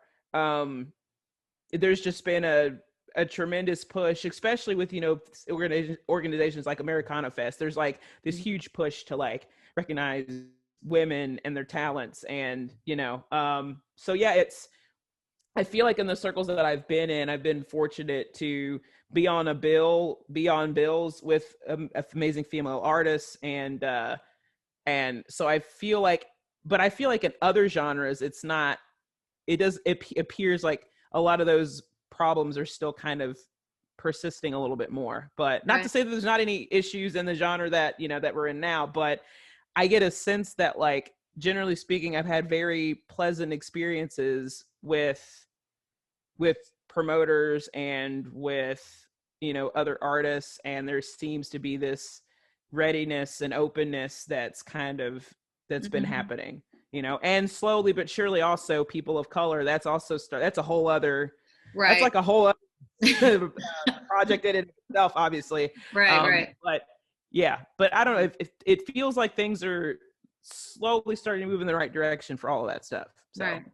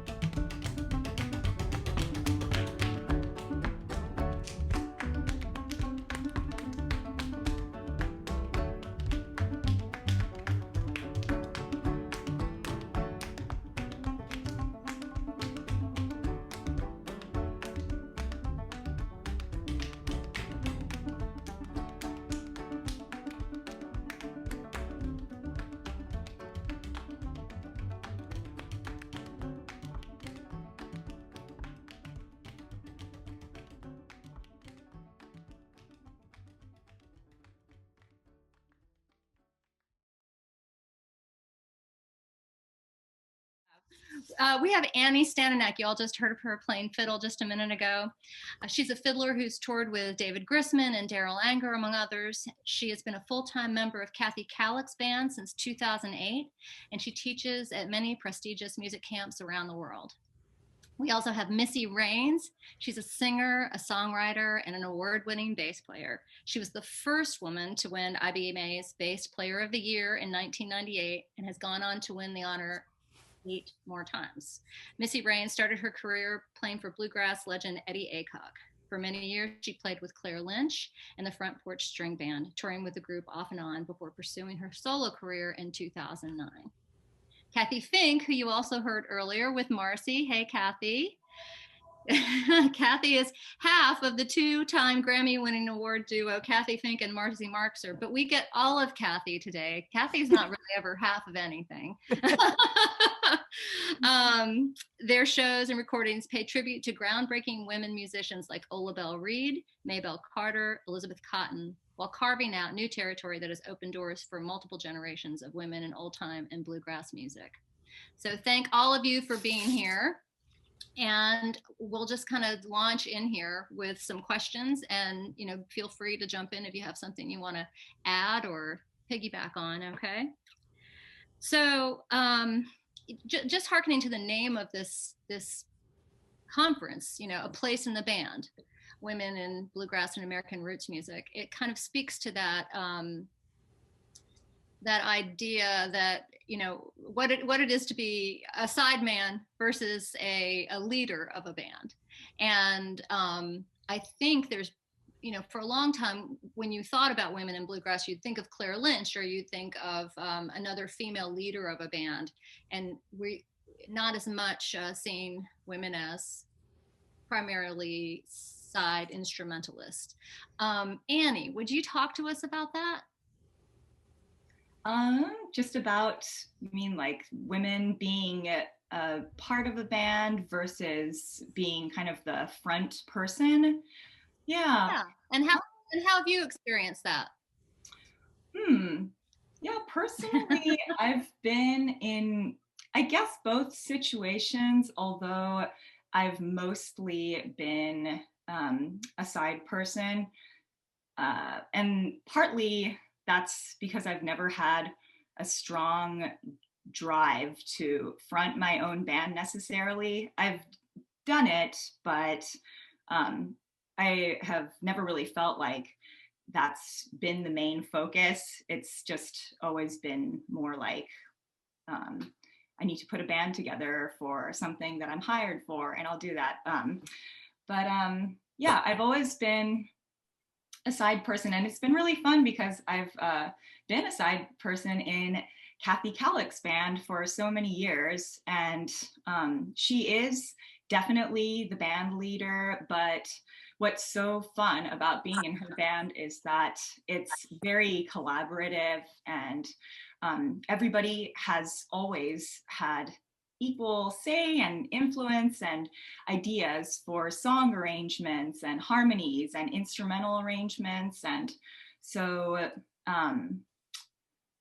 yeah, I don't know. It's kind of interesting because it doesn't really feel like the gender thing really plays a big part in there. I mean, I guess it would if you think about that in terms of dynamics and stuff, but that's really not the feeling in that band, which has been really great. And something that's also been interesting, and I mean, I don't want to put words into her mouth because she's not here right now, but something that's kind of interesting is that Cathy once told me that she's always on purpose had at least one other woman in her band. She likes it for a bunch of different reasons, and it's probably something to do with the dynamics too, but it's I just thought that was interesting. It's always been kind of equal in her band, so that's also kind of, yeah, it's just been a really cool thing to be a part of that, I guess. Great. Thank you so much. Missy, I'm going to pitch that to you in just a second, but first let's welcome Leyla McCalla. Leyla, I'm glad you're here. Hey, Laurelyn, long time no see. It's been a long time. So we're here with Missy Raines and Annie Staninec and Cathy Fink, and we just got started, and we were just talking about that idea of being a side person in a band, an instrumentalist, as opposed to being a band, and you've had experience with both of those too. So I'll come around to you in a second, but I'm going to go right now, okay? Cool. Thanks for joining us. Of course. Oh, I'm sorry. I need to say who Leyla is. I got to introduce you. Sorry, honey. Leyla McCalla. Say hello to Leyla, everybody. Is a bilingual multi-instrumentalist, cellist, and singer who's been deeply influenced by tradition in Creole, Cajun, and Haitian music, as well as by American jazz and folk. Leyla is a founding member of Our Native Daughters and an alumna of the Grammy Award-winning Carolina Chocolate Drums. So there we go. Okay, so back to this idea, Missy. Will you help us out? Yeah, sure. I mean, my experience as primarily throughout my career has been one of as a side person. And I have, my earliest days of playing when I was just a teenager or even slightly preteen, I was mostly playing with guys, but there was one band in particular that I was playing with another woman, and she was great, and that was my first experience to play with someone who was older than me and a woman. She was just a little bit older than me, but one of my first experiences was playing with a girl who was just about my age. We went to school together, and we were in a band. But all of that, of course, obviously isn't like road touring and professional time. But I went smoothly from that into playing with a lot of. I played with all female bands. I played with Cherokee Rose with which. I had like folks like Louisa Branscombe and Sally Wingate in it, and I played with a lot of guy bands as a side person until I finally ended up in a band with Claire Lynch, who you mentioned, and I worked with her for years and years. But I'm trying to think of I have had so much experience of being the only woman in the van or in the bus or whatever, and it varies from every situation is different depending on who the people are that you're with, whether they're female or male. And I'm not sure. Do you have like a specific thing that you would like me to dwell on this, or just an overview? I think just overview right now. We'll get back around. We'll come back around on that. Leyla, I saw you nodding your head there about it depends on the situation. It depends on who you're working with. So what do you have some thoughts to add to that?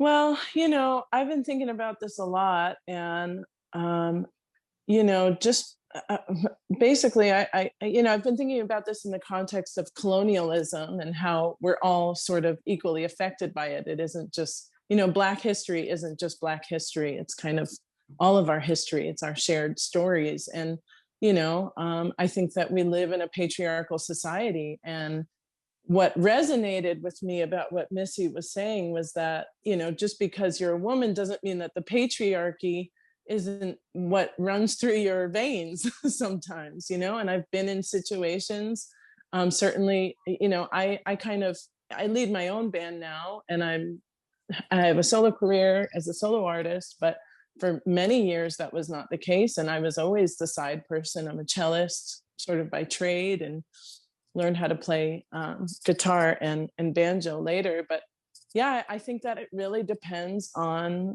who you are around. And you know, I think that we are unaware of our biases, our prejudices very often. But I think that it affects our interactions, you know, for sure. You know, I can't say how many times I've, you know, been just even in a joking way, like, oh, you're being so crazy. You know, men don't get told this kind of stuff unless they're actually being really crazy, you know, but women get told it very casually all the time. And, you know, we do it to ourselves. We call ourselves, oh, I'm being crazy, you know? And so, yeah, I don't know. There's the stereotypes. I think that, that we're all subject to, I mean, we're all subject to, but that we, I think, have to be aware of, and there's different levels of sort of engagement in undoing some of the harm of that, you know, patriarchal upbringing. Right. Both what we take in and what we send out. I got right. it. Right. Kathy, what are you thinking about? First of all, I'm thinking about what an amazing batch of musicians this is. I'm so excited to see all three of you. Annie, that was an awesome performance. Thank you so much. You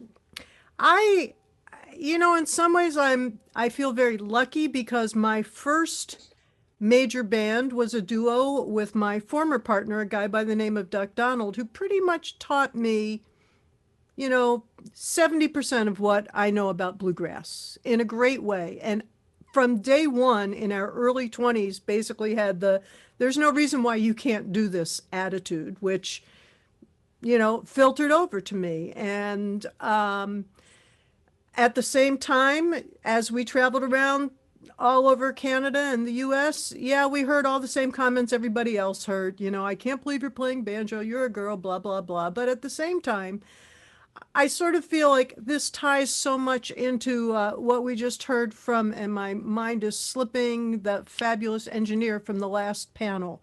Kim. Where, you know, we become mentors just by behaving the way we want to behave and letting people see that behavior and learn from it. Men and women, boys and girls. And I feel like, for me, that's one of the big themes at this point. And as a band member, as a band leader, as a producer, an engineer, an event organizer, I do all of those things. I'm just always thinking about, where's the equity, where's the inclusion, how can we make sure everybody feels welcome? And in the process, when they leave here, they know how to do this themselves. And so I tend to, you know, I can write a whole book on the, you know, the gig from hell and the dude that said the stupid shit. But in reality, for me, it's more of, okay, how do I turn that into something really useful? You know, the comedy book isn't the most useful thing. It's just a nice little piece. But what's really useful is, you know, how do we behave ourselves so that other people have great behavior to emulate and learn from and be part of? And also, like Kim said, how do we have the guts to call people out when that's what's necessary? And then what Lisa said, how do we figure out the best time, place, and method to do that calling out that's going to make the biggest impact? I think those are all really important discussions happening today that fit into what's our place in the band as well. I agree that you all touched on this idea of who you've worked with and the impact and the influences that those people from the very beginning up until the present have had on you. So this is a two-part question, but I'm going to go ahead and start with your mentors, the people that Cathy already mentioned her first duo partner, and I'm sure there are others. But who were the people who or were there people that you looked to that were your examples as you moved into your profession? And yeah, I'll just leave it with that. There's so many more questions. We're not going to have enough time. But anyway, I'll go ahead and start with Leyla on that one. Leyla, where just I'm sure there are many, but are there certain people in your mind that were the people that encouraged you or? Yes, definitely. When I was 18 years old, I met my mentor, who's a cellist by the name of Rufus Cappadocia. He has developed an incredibly unique style of playing. And I met him at a party that my aunt invited me to in Brooklyn. And he was playing with a band called the Voodoo Drums of Haiti. And that was the first time that I had seen a cello in that context. And I started to, I asked him if I could take lessons. I just remember this overwhelming feeling of whatever he's doing is what I want to do with my entire life, and I started taking lessons with him, and it eventually became more of a mentor kind of situation of, just come over and play. And it was the first time coming from a classical cello background that I was really able to explore improvisation and groove and feel without this sort of, there's this right way to do it and there's this wrong way to do it. And, the conversations that we had were more about spirituality and the purpose of music in general in our lives and in history. And, that's someone who's still very close to me. And I never got the feeling that, my playing was, being criticized because I was a woman. I never had that feeling from him. It was really about the music. What I the challenges that I had in trying to bring some of the knowledge I was getting, outside of my lessons, because this is, when I was 20 years old, 2021, and living in New York and going to NYU and, getting a degree in classical education at the same time.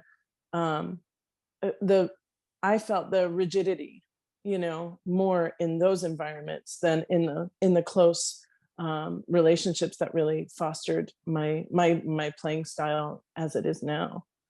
Awesome. Missy, you and I have talked about this some before, about some really early influences. Who do you want to tell us about? Yeah, I was sitting here trying to think, like, how do I narrow it down? And I realized but yeah, there were some significant folks early on. I do want to mention like Bill Evans, actually, who I worked in a band with. It was my first like real professional gig after I got out of school and came to Charlottesville, Virginia. And Bill created an environment that, just fostered me.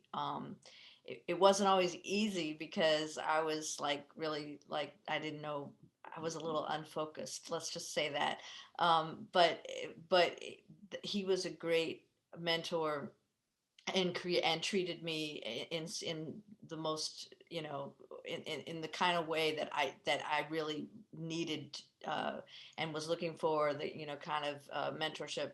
But then I went on after that band to play with Eddie Adcock, as you mentioned, and I really pay a huge tribute to Eddie because Eddie not only did he welcome me in as a musician, and it was clear that in his mind, women and men, you know, he wasn't really bogged down with that whole thing. Like and even though he was of another generation, but he also, I started, because we had, you know, like it was those days, early days, and we didn't have anyone booking us. So I started booking us. I didn't know what I was doing as a booking agent. I'm not a booking agent. I never wanted to be that, but I started doing that work. And so I started creating relationships with the people that we were playing for. So I was like booking us gigs, and then we'd show up. And then at the end of the night, these guys who had, and most of them were men that we were dealing with, restaurant owners, club owners, festival buyers, all of those people, at the end of the night when I would go to get paid, they would want to talk to Eddie. And, you know, because that's who they knew, that was their guy. And they would actually oftentimes go to him to try to pay him. And he would say, you made the deal with Missy, you talk to her. And they were like, and several of them, he would say, you know, like they would look at him like, what, you know, like that's a girl, like she's like a child in their eyes. And he would say, no, you made the deal with her, that's, you know, talk to her. And so I did, and I developed relationships with these people. Some of them that remain today that are, you know, just really great relationships. Some of them, you know, we didn't do business again, but the point is that Eddie really, you know, it was important to him to create that environment and I thought it was very powerful. You know, for me at the time, it was very empowering to me to feel like I had that trust and that I was considered, you know, one of the band members, and that, you know, when it came to fronting the business part of it, he trusted me to do that. Got it. Cathy, that's kind of what you were talking about in a way. What you're trying to do now is show people how to do things, and Eddie showed Missy, you know, back in the day. Absolutely. And I think it speaks to the fact that we have allies from everywhere. And we want to remember who those allies are, honor them by passing it forward. So, you know, one of the things that's important to me, and I know mentoring is going to come up on your agenda shortly, but, you know, I feel like in this context of women in the band, the mentoring happens to both women and men, to both boys and girls, because we at times need to be the role models to show guys how they should be treating women. And they may or may not come from a background where that's what they've done before. And I've had both experiences, you know. I grew up in a very bizarre family, and my father, who died when I was quite young, but he basically believed that women were on the planet to serve men from the moment we were born. And somehow, by the time I was 2 years old, I understood that and completely didn't believe it. And we did not get along. On the other hand, in some ways, some people said, somebody earlier said, my father was my best mentor. Trisha Tubbs said that. You know, my father wasn't my best mentor, but it took me years to learn the fact that because of how he was, I had to learn how to stand up for myself by the time I was 2 years old, or I wouldn't have survived. And it's an interesting skill to have. It was a requirement, you know, but what you realize is that you build these tools when you're growing up, and then when you leave home, you may or may not need those tools, or you may need a whole different toolkit. And I like having the opportunity to help people add that to their toolkits. And also to understand that, you know, I get it. He was a product of his own upbringing. He didn't know anything better. Nobody came along and said to him, no, that's not how it is, you know. Whereas we're in a position to, in a variety of loving ways, show through our actions and through what we do and how we speak with people and how we mentor both women and men what the better path is, and to me, that's, then you're putting forth heart and soul and humanity. And at times we're helping people add to their toolkit that they didn't get when they were kids. We don't have any choice in what that toolkit is. We have a choice when we're old enough to examine it and decide what we want to do with it. Amen.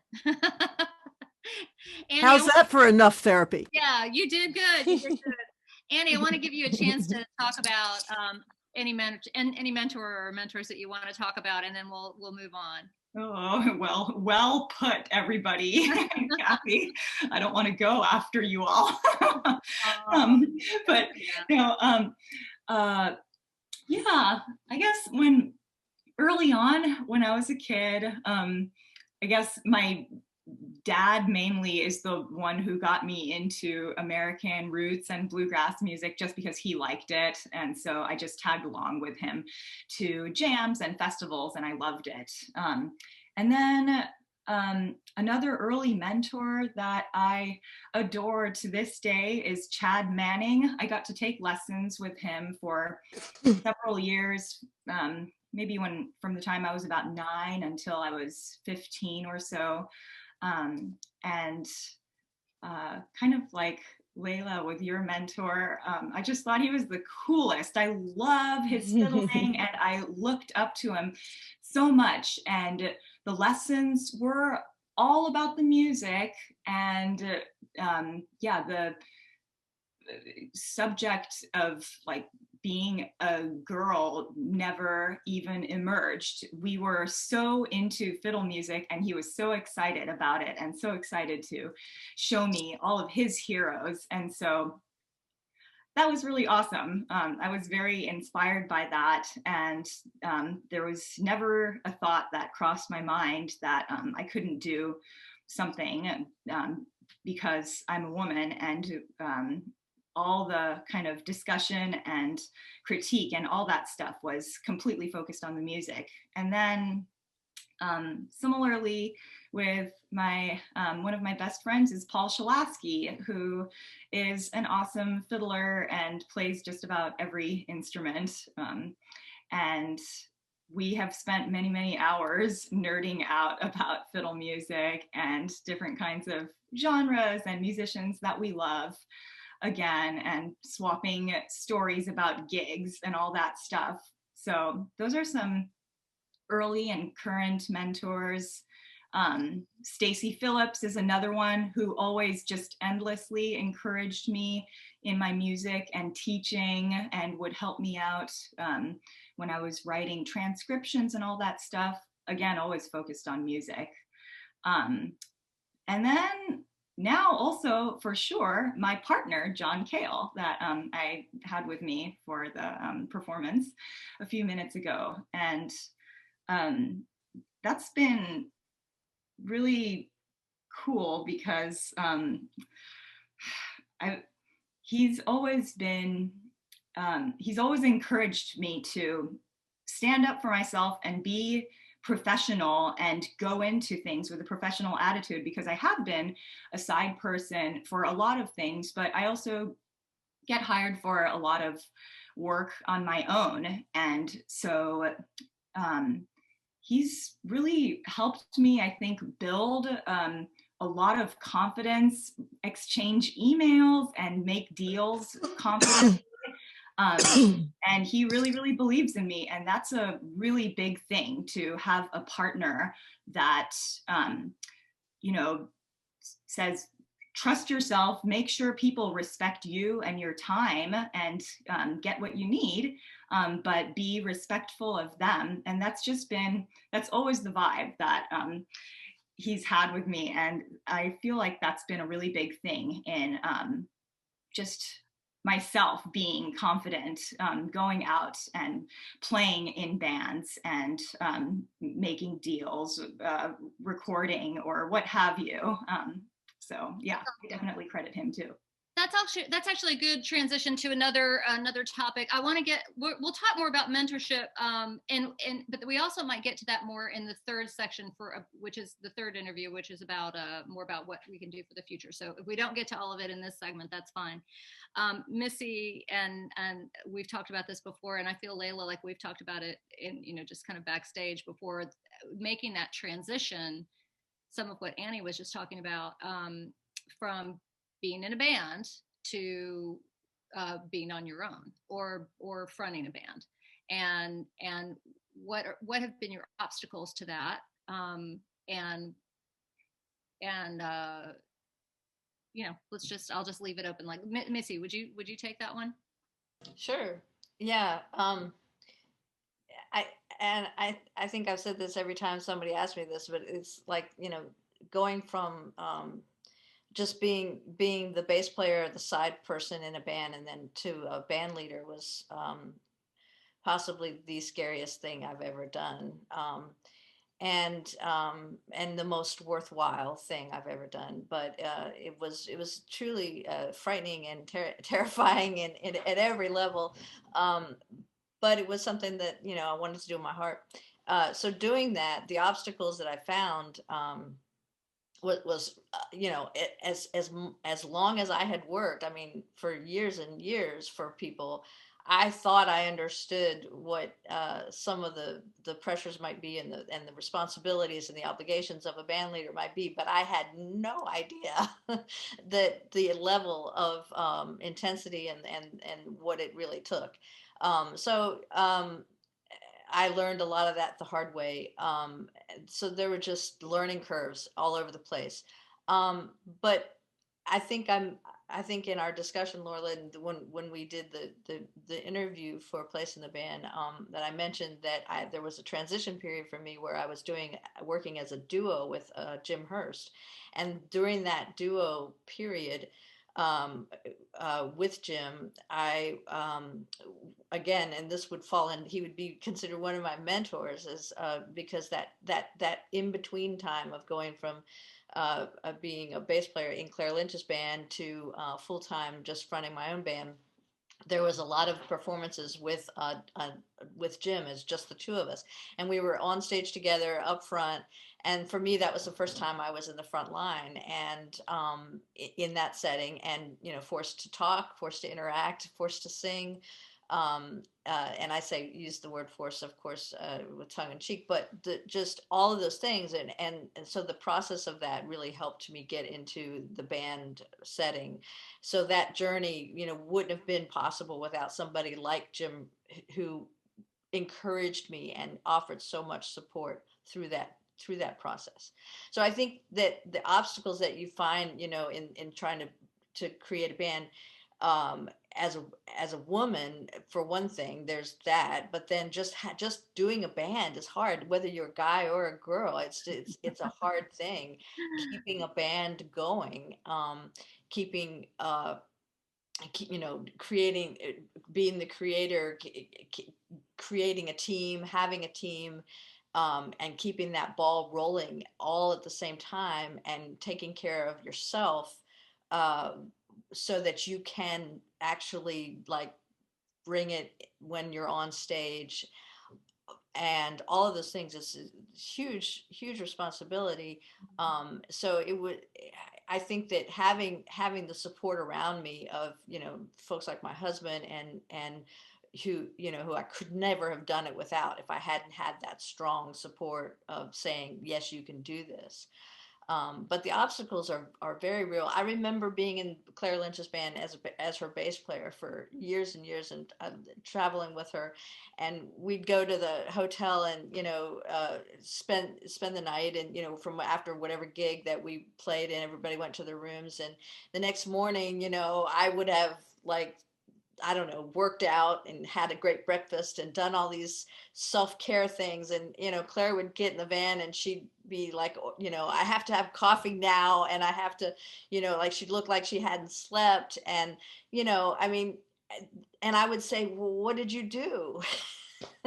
During that, we had 12 hours. What did you do? And she was like, she would list 5 obligations that she was fulfilling, and things that people were asking of her, and just all the obligations that come with running a band. And she was saying all these things that she would do, and I had no idea that this stuff was going on as a side person. So yeah. Leyla, you've done this fairly recently also, gone from I guess it was 2013, so it's starting to be 8 years ago. I feel like I'm still early in my career, but yeah,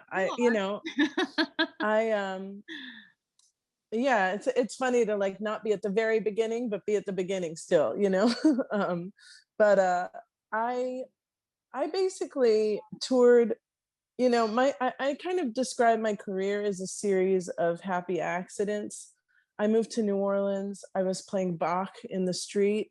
I met the manager of the Carolina Chocolate Drops that way. I ended up touring with them for about 2.5 years. And there was kind of a transition moment where it was like, okay, you can stay on this train and we're bound for glory, or you can go off and do your own thing. And I just had this gut feeling of, if I don't go off and do my own thing now, it's just going to get harder to go off and do my own thing, because it just gets easier to be the side person and just have a really clear role. But something in me just felt like I had to push myself, and that was the right moment. And yes, it was very scary, because it was my first time really making like a living as a professional musician. I was playing gigs and I was very active musically, but besides playing on the street, I had never, I was totally green on the music business and on even just how to take care of yourself when you're on the road, and all these things. I think that the Carolina Chocolate Drops really kind of prepared me for my role as a solo artist, because I saw, okay, you have to take interviews. There's just a lot that you're managing day to day, and then you also have to rehearse your band, and you also have to play the shows, and then you also have to talk on stage. You talk to the people after the show. And I'm still, haven't really toured with a tour manager. So then I'm the tour manager. I've toured with my children. So then I'm also the mom. Toured with my husband on stage with me. Then I'm also the wife, and it's like, how many hats can one person wear? And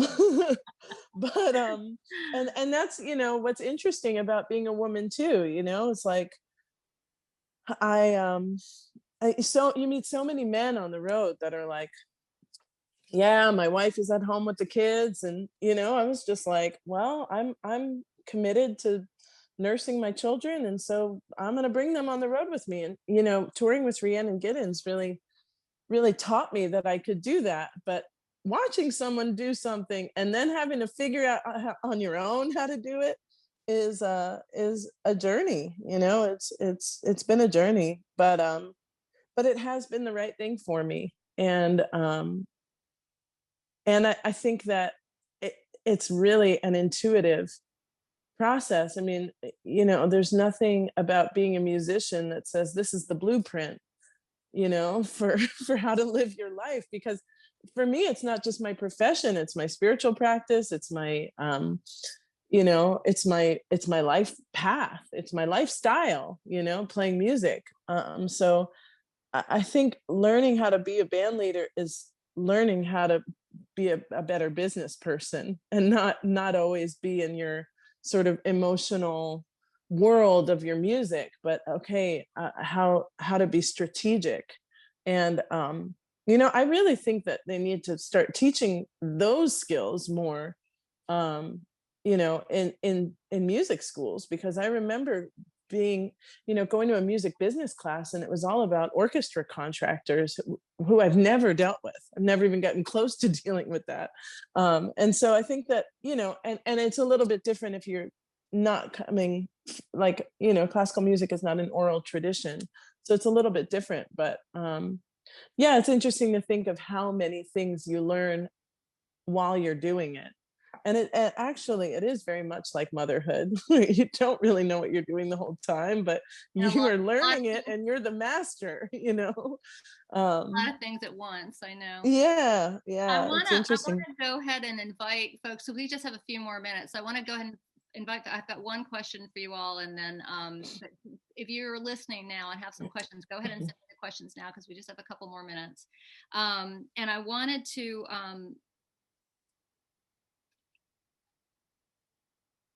in that idea then of what would you say? I mean, you are all at different places in your careers. Early in your career, not totally at the beginning, kind of in the middle, you know, and then Cathy, I feel like you have your throne quilt behind you, and all the wisdom that comes with the years of work that you've done and will continue to do, I'm sure. What would you tell a young woman wanting to get into this as a professional now? Not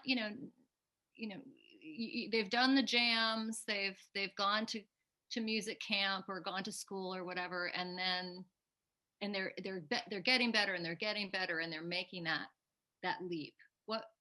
What's your advice? Give me your 1 minute, or one sentence. Start with Cathy and then we'll go around. One sentence. I'll just give you a quick short story on how I made the leap. I was a student at McGill University. I quit school 3 times. While I was a student at McGill, I started attending and doing open mics at all the coffee houses in Montreal. I got a grant that summer to take a troupe of musicians to go perform in institutions for the summer. And this was probably about 72. We made something like $70 or $80 a week. And at the end of the summer, I went, oh my God, I'm rich. Look at all this. I had something like $600 or $700. And I went, I have enough money to live on for the whole year. I'm going to become a full-time musician.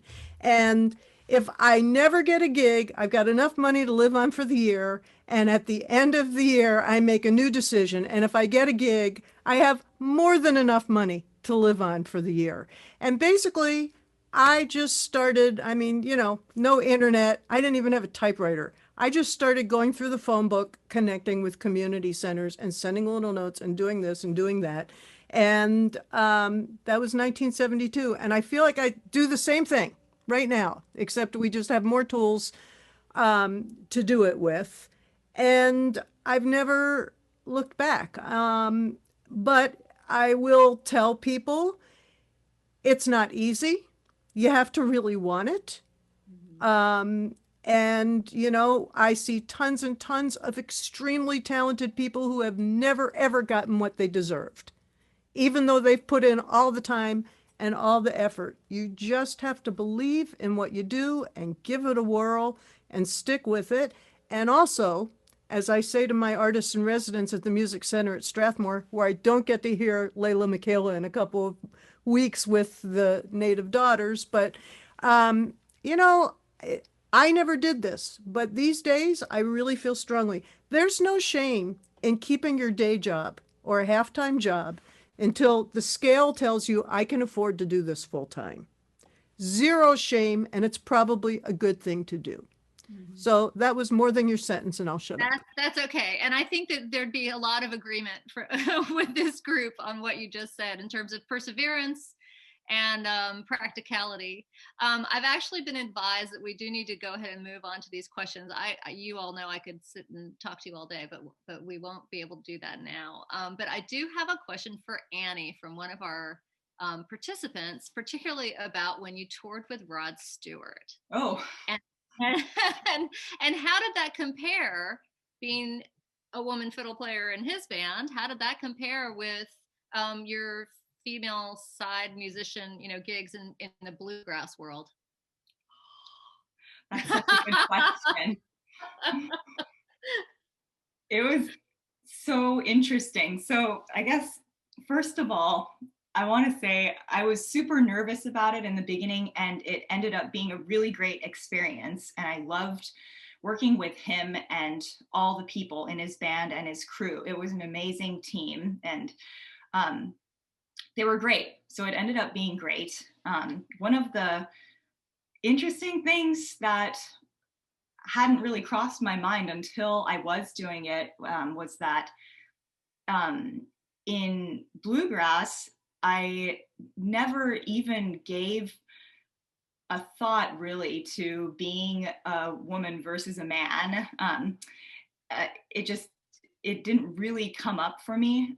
So that was great. And then when I joined Rod's band, it did feel different because there was kind of an emphasis on that part of it. I think I remember it was a requirement to wear these 4 or 5 inch stiletto high heels, and I was terrified. I had to practice in them because I'd never worn heels before. We had to wear and this was true of the guys too. You had costumes, stage costumes. So I had a dress. It was shorter than anything I'd ever worn before. So that was uncomfortable. And I remember that was kind of the first time I played a gig or was in a band where I was kind of aware that, oh, it's different to be a woman versus a man. It matters what you wear. You have to look like everybody else because it's part of the show. It makes the show kind of look cohesive. And I understood all that, but it was something that did make me kind of uncomfortable. I didn't like it at first. And I had to get into the mindset of it's a costume. And the other women who were in the band kind of felt the same way and told me the same thing. It's not ever something we would do in our personal lives, but this is our costume. And you kind of think of yourself as kind of like an actress in that regard. And you're like putting on a show, and you're sort of almost becoming something maybe a little bit different than you would be in your personal life. And that was very interesting. It was a big contrast between that and Bluegrass, where I felt like I never had to be something different than I felt when playing Bluegrass. That's a really big difference. All right, very good. Well, thank you all so much. And just for being a part of this and for sharing your stories with us. Leyla, we're going to get to hear from you now. We've got a concert coming up from Leyla McCalla, and a few more clips are coming in, and then the third discussion will start at 3 o'clock. So here we go, Leyla McCalla.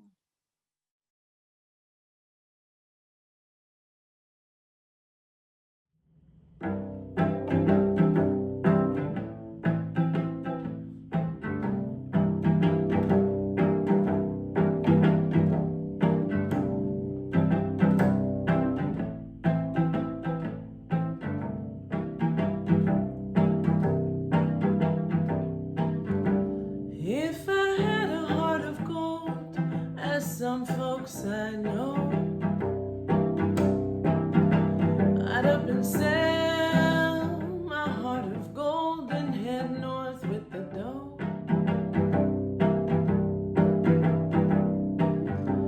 But I don't have a heart of gold, my heart's not even lead. It's made of plain old Georgia clay, and that's why my heart is red.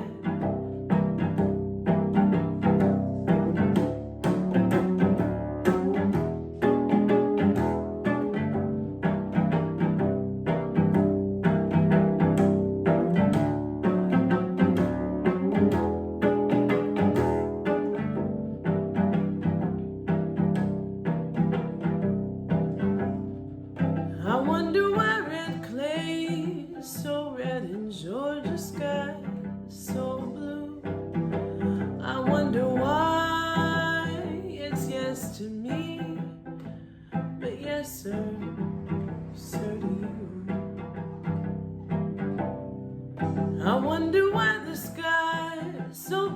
why the clay's so red? Why down south it's always down and never up instead?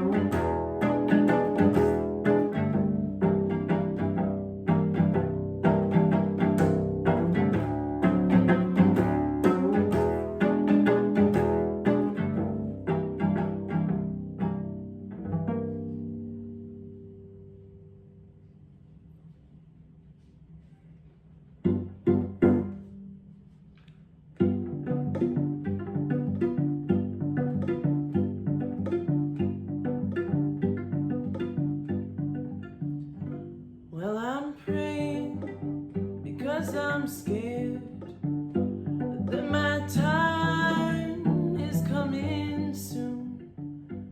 And I pray because I fear that I've got too much to lose.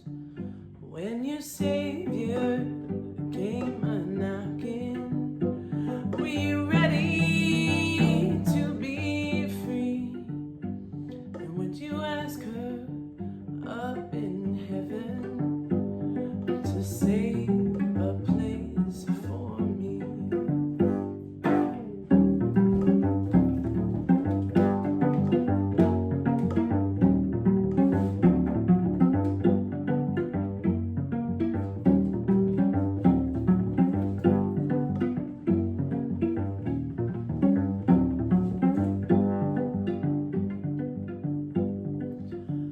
I'm not asking for salvation, but I am afraid to fly. We all want to go to heaven, but no one wants to die. And I'm choosing to be faithful, to have something to hold on to. But when I can't see the valley, I'll begin my search for you.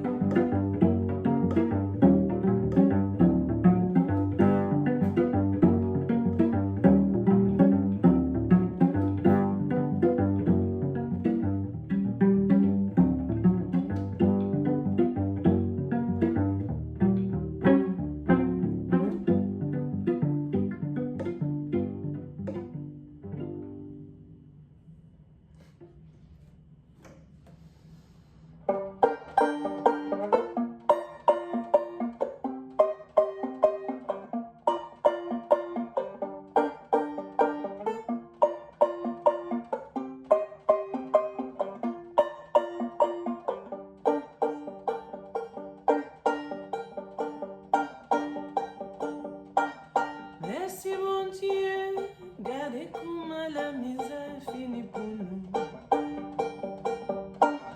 Merci bon Dieu, gardez comment la misère finit pour nous. Merci bon Dieu, gardez tout ça là, n'a tout côté pour nous. Merci bon Dieu, gardez comment la misère finit pour nous. La pluie tombée, maïs poussé, tout le monde qui prend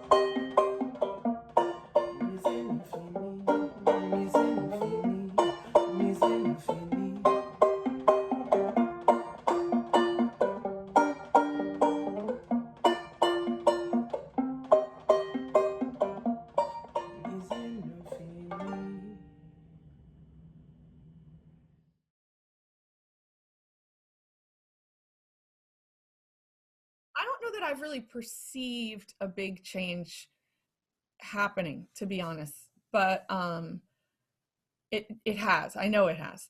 I think that when you look for it, it's frustrating and you don't see it. But when you look back and you see how even worse it was, then you see that something has happened. It's like watching a movie from the 80s that I grew up with and didn't realize was sexist. And now I'm like, hey, wow, that just happened in this movie. Oh yeah, that was the norm.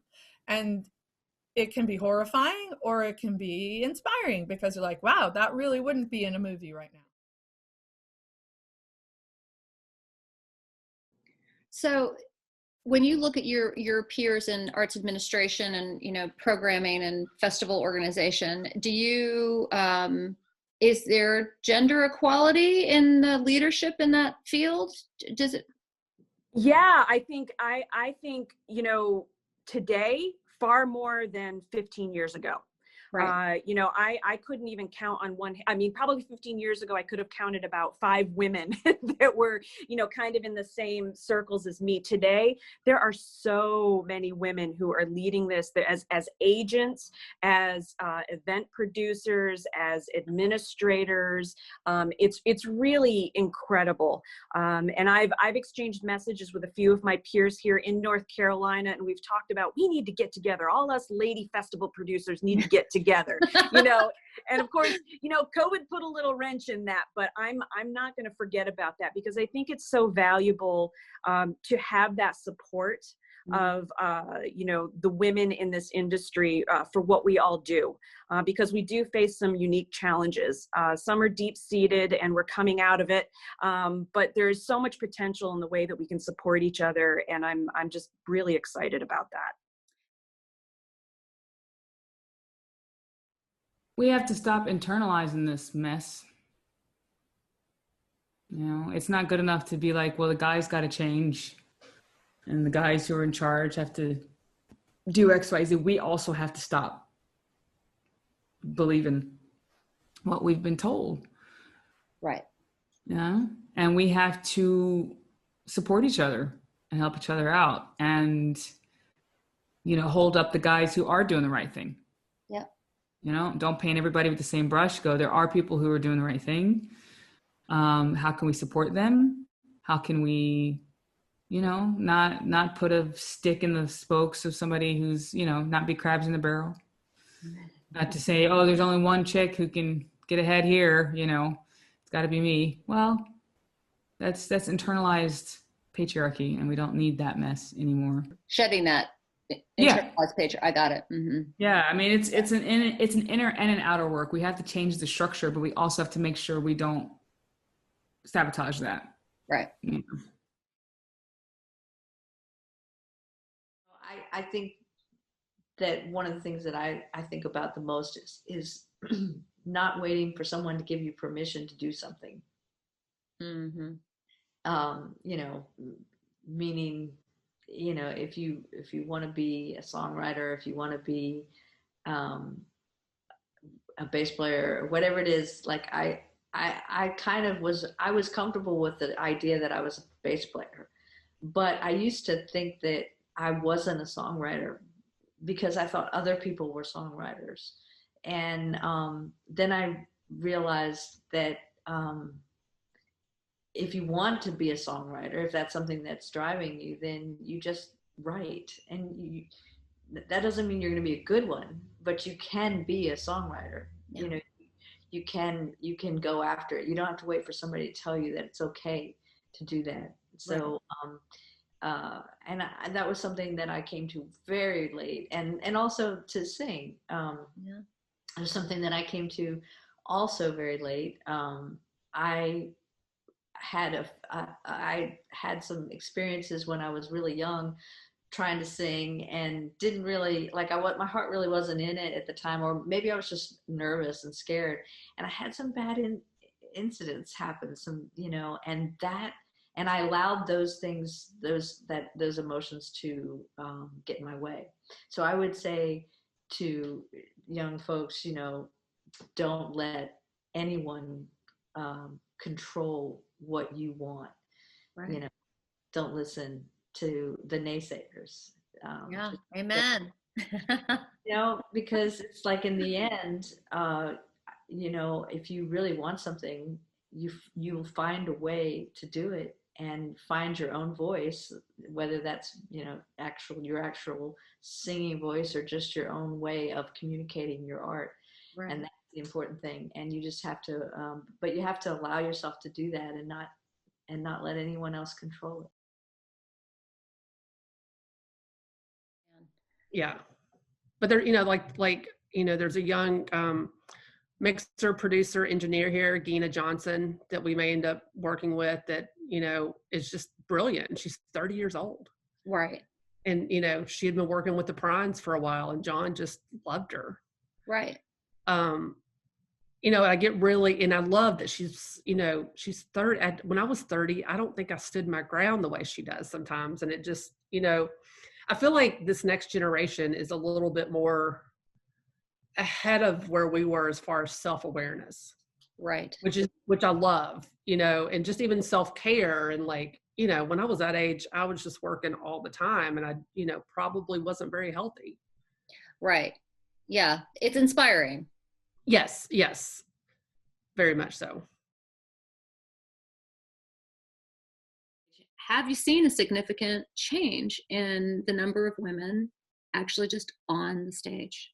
Oh yeah, there's many more women on stage, many more, and the musicianship is awesome. Right. I mean, it's really great.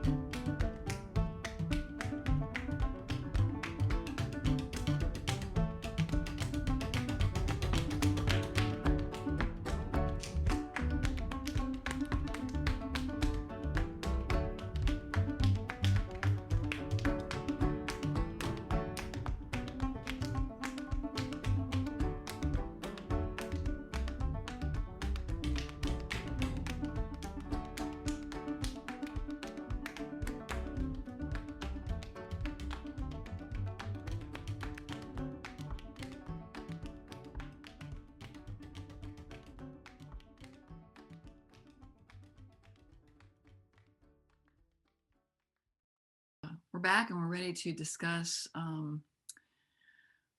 where we go from here and action steps that we can take as individuals or collectively to address the issues raised in the two previous panels and support the continued efforts to affect gender equality, diversity, inclusion, and equity in the music industry. And if you're just joining us now, I'll run through our an introduction to our esteemed panelists. We have Cathy Fink, part of the Grammy-winning duo, Cathy Fink and Marcy Marxer. She's a multi-instrumentalist, songwriter, and a great historian. If you want to know anything about the history of this music, she's your girl. Kimberly Glick, audio engineer, tour manager with Willow Pool Productions. Leyla McCalla, who we just heard. That was beautiful, Leyla. Thank you. She's a singer-songwriter, multi-instrumentalist, and currently performing with her own band, doing some groundbreaking work with her current release of Very Colored Songs, the poetry of Langston Hughes, which she has put to music, and it's truly beautiful. Missy Raines, the only woman in the van. That's what she told us last time. She is the most awarded female bass player in the history of IBMA for the Bass Player of the Year award, which she has won 8 times. She currently fronts her own band, by which the album Royal Traveler was nominated for a Grammy for the Best Bluegrass Album in 2020. Also a beautiful piece of work. Lisa Schwartz, Festival and Programming Director with the Philadelphia Folk Festival, and also the board president at Folk Alliance. And Trisha Tubbs, who is IBMA producer, for Momentum Awards, Distinguished Achievement Awards, and one of the producers of the award-winning Wintergrass Music Festival. So welcome back to those of you that are back. Everybody here is on their second panel. Pretty awesome, including me. Where's Laurelyn? So I want to start. I loved what Cathy said in the last panel, was the method for making the biggest impact. So what can we do to, let's start with technical positions, the new frontier. What can we do to get more women in technical positions, even, backstage, stagehands, because the more women that we have backstage, the more support we're going to have for women on stage and for each of us backstage. Kimberly, can you speak to that a little bit? Yeah, I don't think it's something with an easy answer. It's something that I care a lot about and think a lot about. Right now, my big question along those lines are that our industry, the live music industry, went into hibernation last March. To be completely honest, I haven't worked since March. The very first tour to get canceled was actually Winter Wondergrass. Trisha, I wish I could have been there. And that's been hard. I mean, I work as a computer programmer now. I taught myself to code this summer. But I think that what this brings is an opportunity to reshape what our industry looks like when it begins. We don't know. We've been talking about the past. And if we want, I think we can shape what this future looks like. And maybe that means that because we're restarting from a different phase or something might look different, maybe we can bring in some of the women who have been doing really interesting technical things with Zoom or along the way, the people who have stepped into this space. That's my hope, that's my dream. Concretely, how does that look? I don't know. But I also think that modeling, it's been mentioned before, representation and modeling, just showing up and letting particularly young women realize that this is an option. I mean, I didn't find out it was an option for a career until I was 23. And I started down that road much later than I would have liked to. So I would like to bring that ability to younger women to dream when they are young. Thank you. Leyla said happy accident. It was a happy accident for me too. So, I mean, how can we lead people, into these happy accidents with more purpose? You want to address that, Leyla? Yeah, I think that I appreciate what Kimberly was just saying about this gives us, this kind of pause, this enforced pause from the pandemic, gives us the opportunity to reimagine the future, what the future looks like. And I think that if an individual cannot imagine, living as an artist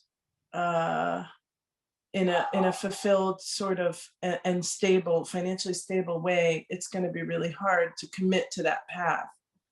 And so I feel like we have to recognize that there's some systemic challenges here.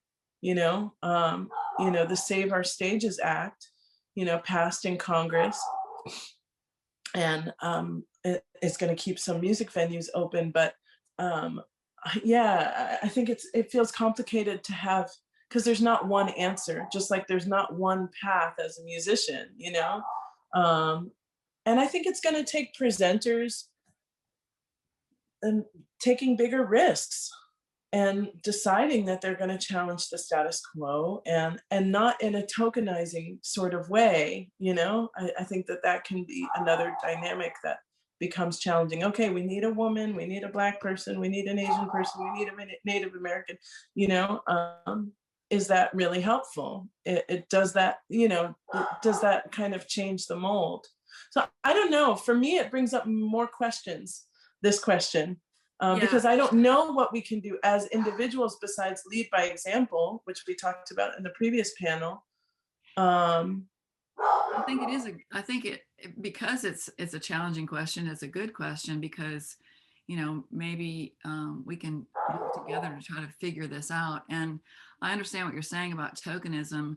As a producer for, an award show or, a festival, sometimes, especially for award shows, because you're handed the palette of artists that are going to perform on that show, because it's usually the people that are nominated.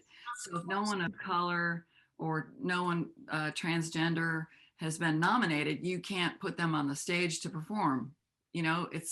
And so we need to bring more people into the fold before it gets to that point, so that they get nominated. And that brings me to a really interesting point. I'm working with Trisha Tubbs on a project, and she pointed out to me that this is for IBMA, and for this particular thing, there are no women on this nominating committee. And how do we get more women on this nominating committee to get more women in this this process? So she and I have been working on the list of getting more women on this nominating committee. And what we found out was that this list of women, some of them were members of the organization, but a bunch of them were not members of the organization, and they can't vote unless they're members of the organization. So we need to join these organizations, and we need to make ourselves available to vote in these organizations. I mean, we did the deep dive and found out that the women aren't participating enough. So. Well, but they're not being invited to participate, Invite them. Right. Right. Yeah. Well, but that's a systemic issue. You know what I mean? That's a pattern that has repeated over time, and that's why it exists right now. So I that's my point. Not that no one's inviting them. I'm sure that there's individuals that have been invited, but the message is not come here. Right. The message is you're on your own, figure it out.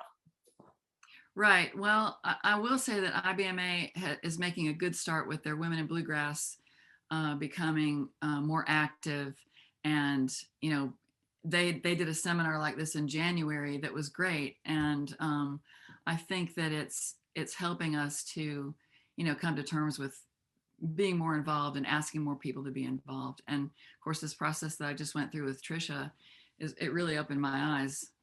So hey, Claire. Yeah. I was just curious, did you just say that the IBMA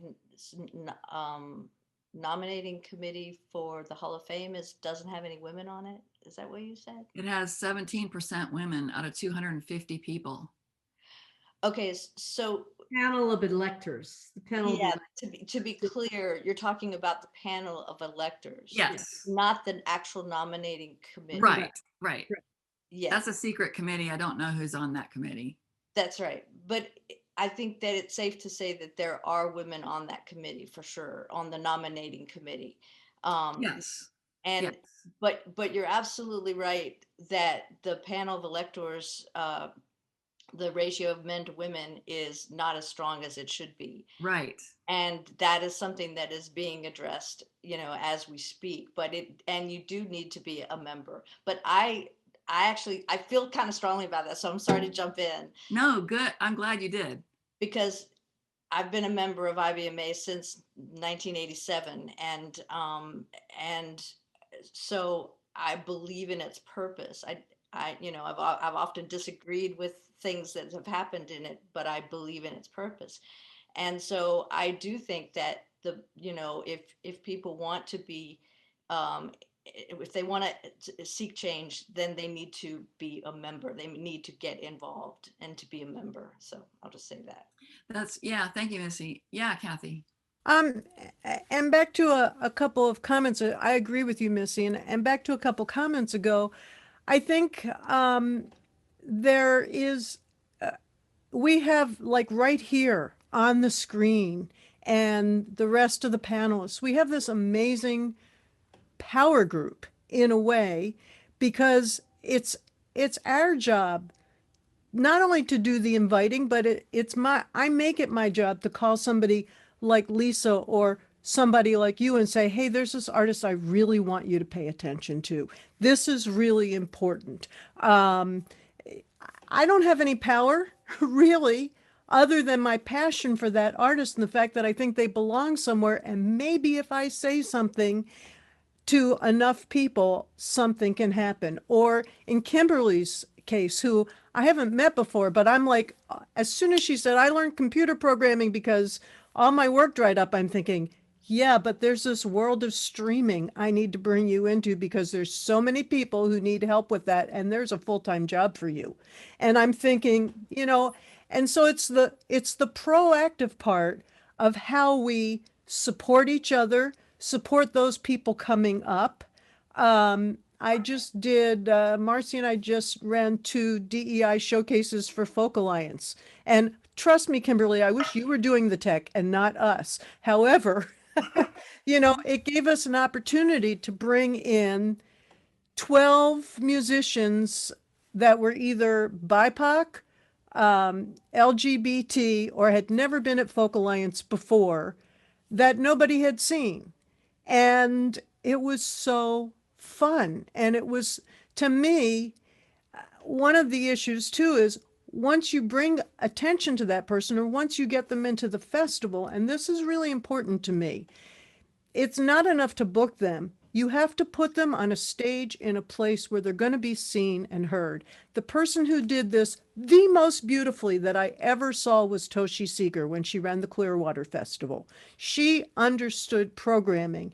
And when she was going to book somebody that nobody had heard, she made sure that they were paired in scenarios where they were going to be seen and heard, that it wasn't going to be, and every artist has had this, oh my God, I went all the way to this festival, they put me on stage 15 at the same time as, so-and-so, at the same time as Pete Seeger was on the main stage, and there were 4 nice people sitting in front of me, and 15,000 people sitting in front of Pete Seeger, and I've given up 4 days of my life, and I had a good time. I met some nice people, but my music wasn't heard. As programmers, when you bring these new people in, you have to set it up for everyone's success. And we have to do more talking to each other about, what's really interesting. Who has nobody ever heard of that we need to put on this stage, and we need to make sure that they're in a good scenario. That's part of the fun activism part of what we can do. Yeah, thank you, Kathy. The great suggestion. This is a question that that I'd like to bring up to you all to kind of discuss equal pay. As a buyer, I depend on the agent or the artist to tell me what the fee range is, and then I fit it into my budget. And honestly, when I look at it, I don't think it's a male band or a female band. So I'd like to get maybe one of the musicians' perspective on that. And also, Lisa, I know you're a buyer too. I'd like to get your perspective on it too. So who would like to start that conversation? Start with an artist. Missy, come on. So what was the very first part of that, of what Okay, so equal pay. And the way, the only way I understand it, the only way I understand how to pay a band is, the agent or the artist, I'll ask for the fee range and they'll give me the fee range, and then I'll work with them to fit it into my budget so that I can have that band. Because of course, when I approach a band, I definitely want them to play our festival, but it has to work into my budget so that I can afford it. But I don't want to send them an insulting, offer. I certainly want them paid what they're worth and what they need to make it work. So can you speak to that a little bit from the band perspective? Well, yeah, we just want all the money. I know. Well, and I'm talking about equal pay. Like, are you seeing differences between pay for men and women in terms of, bands? You know, I mean, I honestly don't know. Because I guess I'm not really having those conversations with other men. What bothers me the most about the pay situation is that the in many cases the pay hasn't excuse me, the pay hasn't changed since 20 years ago, you know, for a lot of things, you know. Right. And so that's an issue that I think both sexes are faced with within this genre. Yeah. And that has a lot to do with lots of different things, you know, putting butts in the seat and all of those things. But I think there, I know that there are differences in the pay scale between you know, male acts and female acts, and I'm not having, like I said, I'm not having these regular conversations with people about it. I think, honestly, I think that the idea of money is like, it's clearly a really uncomfortable situation to talk. It's something. Oh yeah. It's really hard to talk about. It's really hard as a woman to talk about because we're like, I'll just say personally, I feel like I'm fighting so many battles, so many things every day that's just, you know, to sort of deal with that part of it makes me feel very vulnerable. So I don't want to be talking about that to other people because, you know, you want to keep up this, like, this image and this armor. And I think that, that's part of the problem. I think that we do need to create safe situations where we can talk about this stuff and not have it because the monetary value that a festival or buyer places on my art does not determine what it's worth. You know, Right. and that's a really important message that but that's really hard to keep hold of when you're looking at your offers in your inbox, you know. So I think that's something that you know, we need to create that safe space among a community, within our community, where we can talk about, you know, those kinds of issues. Yeah, I agree. I would like to see it improve too. Lisa, did you want to comment on that? Thank you for saying that, Missy. I mean, I always find it such you know, how do you put a price tag on, you know, being somebody's anchor, being the thing, or the soundtrack to somebody's life? I mean, I mean, it's like, not what is art, when is art?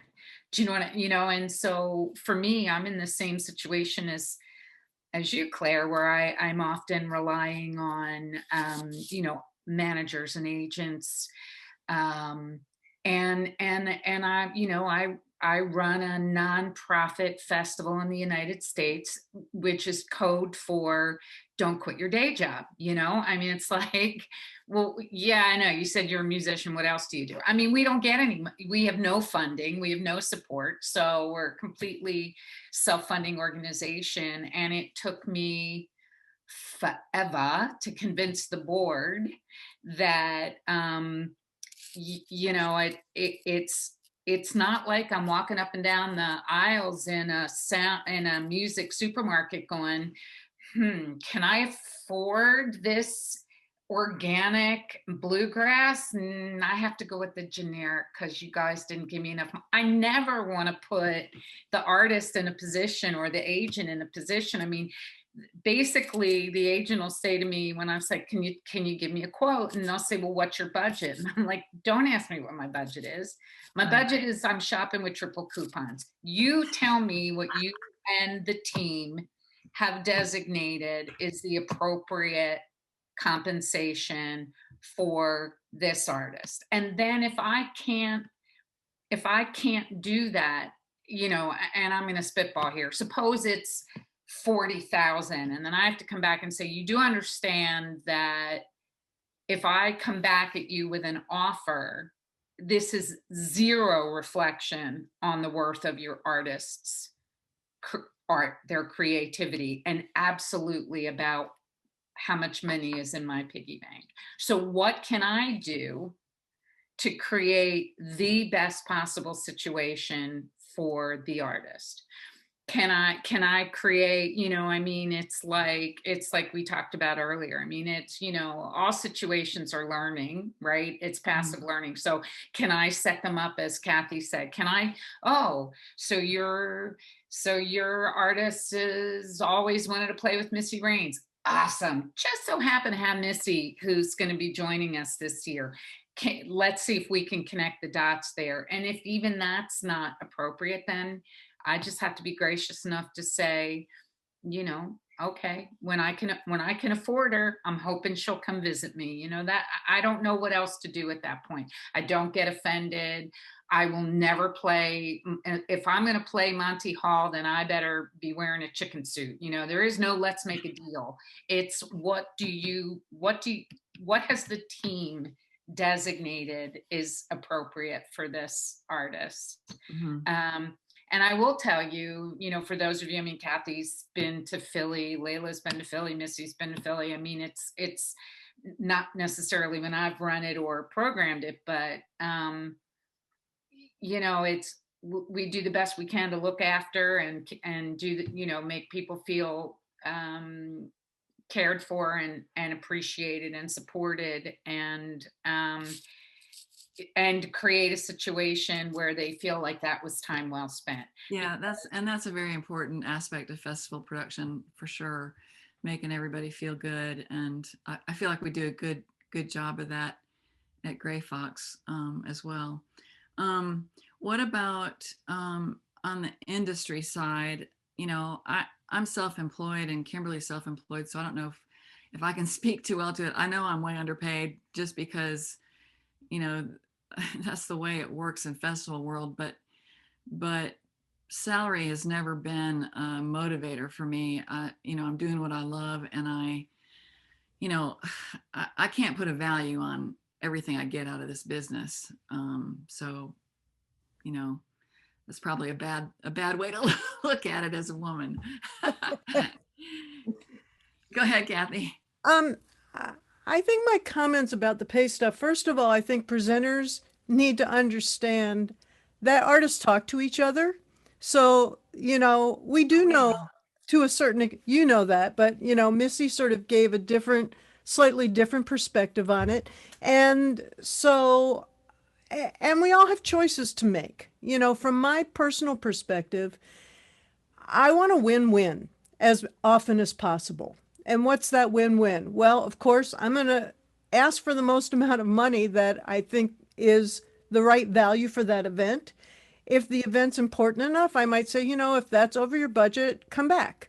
Let's not close the door. Let's have a discussion. Let's figure it out. And then I think, Lisa had such a great way of talking about what else might contribute to that win-win. What are the added things? And at the same time, there's absolutely events that we get offers for, and we absolutely know.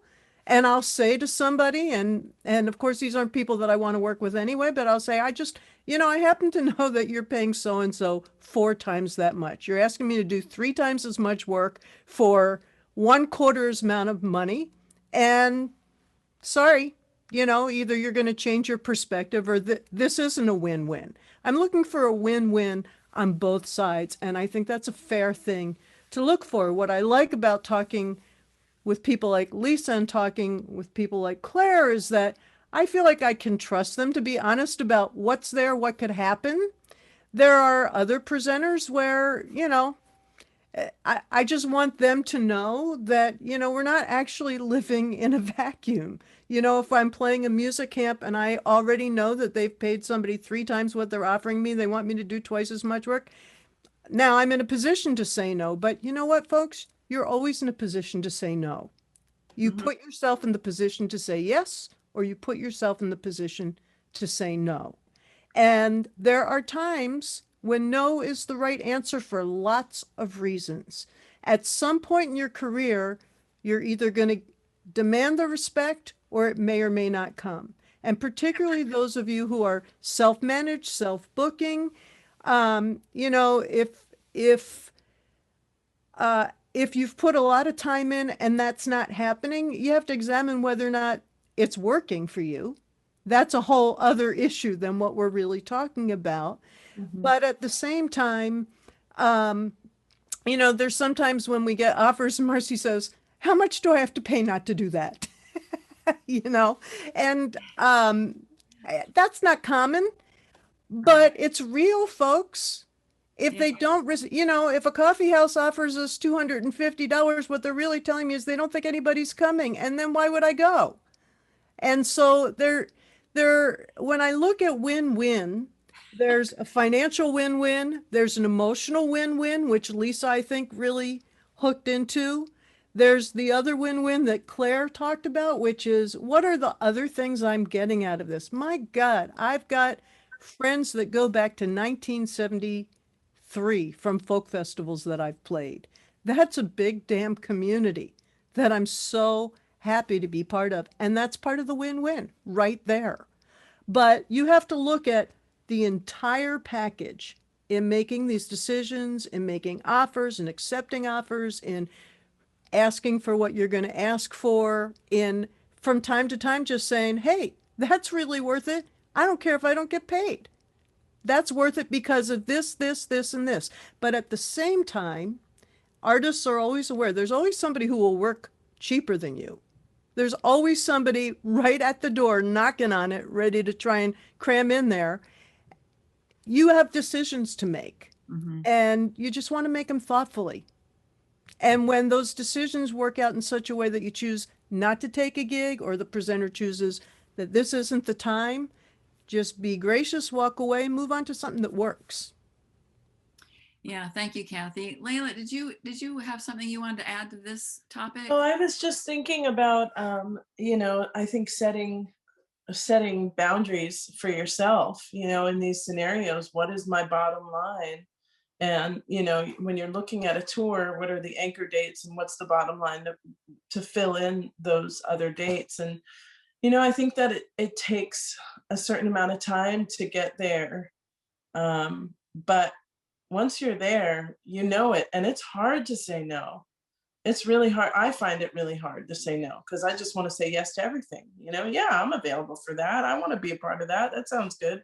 But then you realize, oh, but that doesn't, I just really like what Cathy was talking about with it being a win-win, and I think as artists, like very often we don't feel like we can ask for what we need or want. And we're not sure if that's going to offend people or if it's going to offend ourselves, to accept a low offer, but I got to play at Montreal Jazz Festival or something. You know what I mean? Like, I think that there should be more transparency around these conversations. So I'm just really happy that we're having the conversation with presenters and musicians. I have to say, early in my career, and Missy helped me a lot. She may not remember this. She may remember it. I used to book Merle Fest, and I can't remember the specifics, but I wanted Missy to do a whole bunch of stuff. And she was coming with another group, not her own band. And she personally called me and said, Claire, I think it's really great that you want me to do all this cool stuff, but you really need to hire my band. And I was like, whoa, yeah, she's probably right. But Missy, I just remember that as being a really kind and gentle lesson that you taught me. So I wanted to thank you for that. So, Leyla, speaking to what you're saying, you can call the promoter and you can say, hey, I got to bring my band, and, I know you want me to do all this stuff. I don't know. I mean, you're saying that, but my management would be like, you called the promoter yourself. We don't always have those connections with people. I mean, it's beautiful that you guys had that connection. Is there something wrong with you calling a promoter? Oh, I have the reverse of that. I don't know. Lisa, I'm not talking to you because I know it's bad for you to call a manager. No, but I was going to say, because I knew I was never supposed to be the programmer. I know all the artists and they all know how to reach me. And so all the agents and managers were like, are you going to start backdooring us? You know, you can't go direct, right? And I was like, of course I'm not going to go direct, but do you want me to hang up on so-and-so if they call me and say like, did you, wait, my agent just told me that you sent it, I'm spitballing, you just sent a $5,000 offer for me. And I'm like, no, and then I'm in this place where I'm like, oh, I can't get in between an artist and an agent. And I'm sort of like, can't have this conversation with you. Happy to talk to you about your cat, your kids, but not talking to you. But I do, I don't know. There's like kind of these unspoken rules that I feel like we always mess them up at some point. Yeah, I don't think but, like it's inevitable. If you have questions about, an offer, I don't see any problem with you talking to the promoter. I think it might be good if the manager would preface it by getting in touch with the promoter and saying, hey, Leyla would like to speak to you about this. She has some questions. Right. I mean, honestly, that's a great way to develop relationships with buyers because to me, that's the most important part of this industry is the relationships that we have with people. Which I just want to throw in, Claire, that I do remember now that you brought this up. I remember this whole scenario, and this was a long, long time ago. I would, of course, now I would have my agent talk to you because I have an agent, and at the time where it was a different situation. But I will also say that it is in tribute to how approachable you are. But I mean, that's real, and that is very real to being an event producer, and as to how approachable you are, whether it's me talking to you or my management talking to you. And so I think that's really important that you can create that dialogue. But no, I would never do that now because I would, I have this beautiful agent, and she does all my talking because I don't want to have you to have to tell me, you can't do this or somebody else. I wouldn't do it now because I learned my lesson. I think that I just want to push back a little bit because when you're in the beginning of your career, it is very hard to feel like I'm going to just march up to that promoter and tell them what I'm worth or tell them what I need. It is really hard to do that. So as much as you're encouraging me to do that, and at this point I would feel comfortable doing that maybe, but a few years ago, not so much. And so I don't know, I feel like it's a really delicate thing. Yeah, there's when you're trying to figure out your own worth, Part of that is that you're that's the process of building your career. When you're starting out, you can't say I'm worth this and prove it, but in your case, for instance, you now have a pretty big history and track record that gives you I think the ability to say this is what I'm worth. And you also have the personal ability to say, and I'll make the exceptions that I want to make, which might be every day if you feel like it, or might be twice a year if you feel like it. But because I know there's a lot of participants watching who are earlier on in their careers, what we were just talking about isn't like what happens in the first 2 years of your career when you're starting out. You may think you're worth $10,000, but if nobody's heard of you and you haven't played 5 open mics and you've never been to a festival, there isn't a presenter who's going to think that's the case. Right. And it's just about living in the real world. On the other hand, if you've never played anywhere, but you've got, 100,000 YouTube followers, these days, what you're worth is coming from so many different places. And that's that's another whole topic. It is. Go ahead, Kimberly. Kimberly? Yeah, I love this. I love hearing it from the artist perspective. It's really meaningful, and promoters. I just keep coming back to this honesty in the conversation, and that is the thing that I think is core, is knowing when you can ask and when you can't, and knowing the baseline. I remember the first gig that I tour managed, someone came to me, or the artist came to me and said, okay, what do you need? And I realized I have zero idea. I don't even know where to start. And my first step was asking other people who tour manage, like, what is even reasonable at this stage? How do I think about this? And that's been core. My first job with Rhiannon Giddens, actually, I had this conversation with her, and she said to me, I'm not going to play games with money with you. I'm going to be honest, and we're going to talk about what's feasible and what we can do. And you will know that when I tell you something, it's true. And that to me is core. I need to believe that. And when a festival or a venue pays an artist and pays a female artist well, that trickles, I hate the phrase trickle down, but I'm sorry, that actually, that affects everyone who they employ. So my livelihood is based on my artists being able to be paid fairly. And so it matters to not just the artist, but the entire community around them. So that's a good point, Kimberly. Thank you. I love these conversations. Yeah, me too. But we need to move on. We're about running out of time, and we got a question.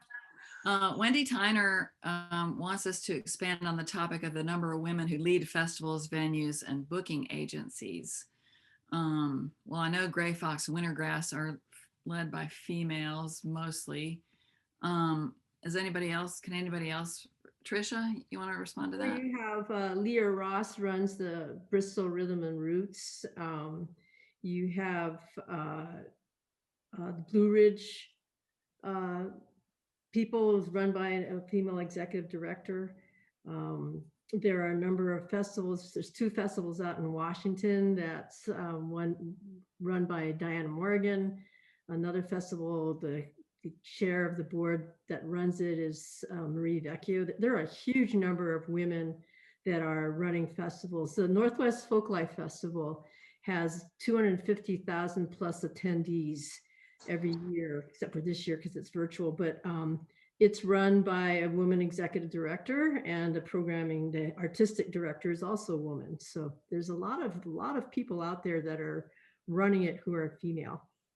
There's also a lot of women running various music camps, some of the bluegrass and old time and, roots music camps, which are for many people the training grounds for the next generation of musicians, as well as, adult learners. And I think that's also sort of a big place where women have taken a front seat.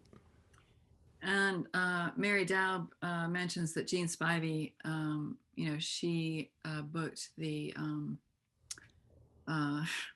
Old Settlers. Yes, thank you, for many years, and she's great. So, and then there was Dawn Holliday, who did Hardly Strictly, who's since retired, but a lot of women. I've seen a lot more female agents too. This has been great. We've got to move on. I'm going to, I don't think we have any other questions, but I think I'll end on the note that we as women need to, attend events that feature women, support women in every aspect of this business, just as we are today, speaking about them and helping each other. And I'll hope to see you guys again soon. This was really great. I'll let Richard Emmett take it from here. He's the programming director at the Blue Ridge Music Center. And you guys have done such a great job, you and Marianne. This has been well executed, well prepared.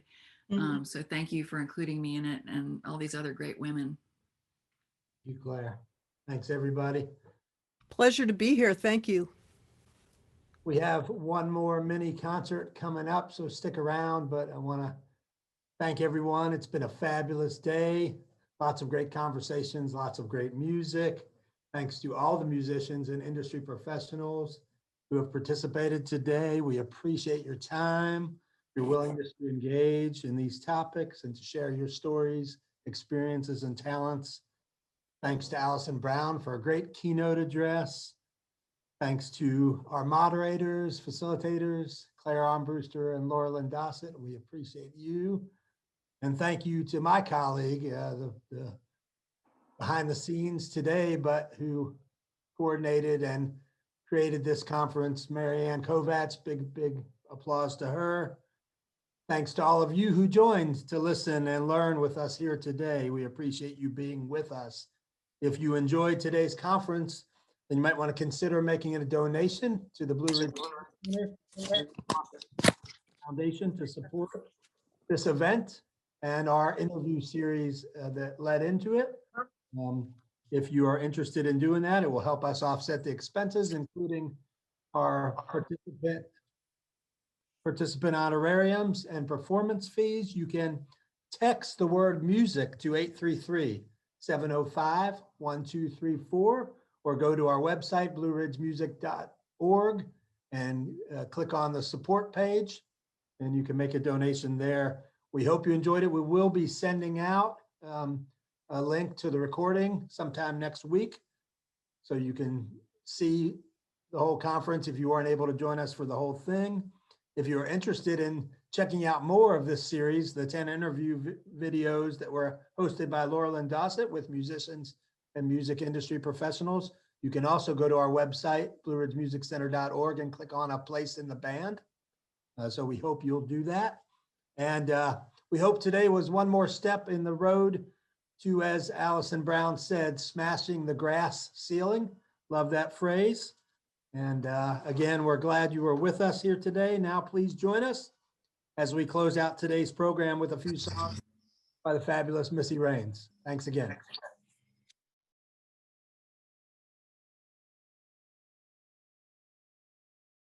One, two, three. I'm digging up the weeds growing in my heart. They're all that's left since you've been gone. Those twisted, tangled lies grew and broke apart. The love you said would never go wrong. There was a time when you cared for me as if I were a precious rose. But now you've run and left our love to seed, to die when the winter wind it blows. Now I'm digging up the weeds growing in my heart. They're all that's left since you've been gone. Those twisted, tangled lies grew and broke apart. The love you said would never go wrong. Now I'm making room for love again, reclaiming my chance for happiness. I'll find a true love that can mend and take away the cold and the darkness. Now I'm digging up the weeds growing in my heart. They're all that's left since you've been gone. Those twisted, tangled lies grew and broke apart. The love you said would never go wrong. They say that deep within the forest, where sunlight can barely reach the ground, the flower that blooms is the strongest, and that is where my love can be found. Now I'm digging up the weeds growing in my heart. They're all that's left since you've been gone. Those twisted, tangled lies grew and broke apart. The love you said would never go wrong. Now I'm digging up the weeds growing in my heart.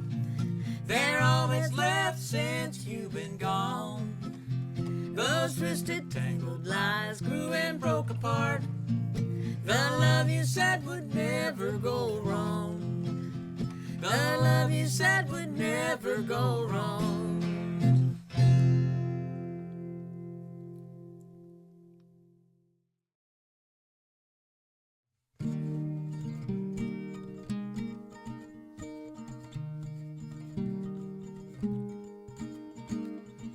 Behind a tube bid mom and pop a mellow cup and royal crown, spending time that ain't worth much in this Allegheny town, in this Allegheny town.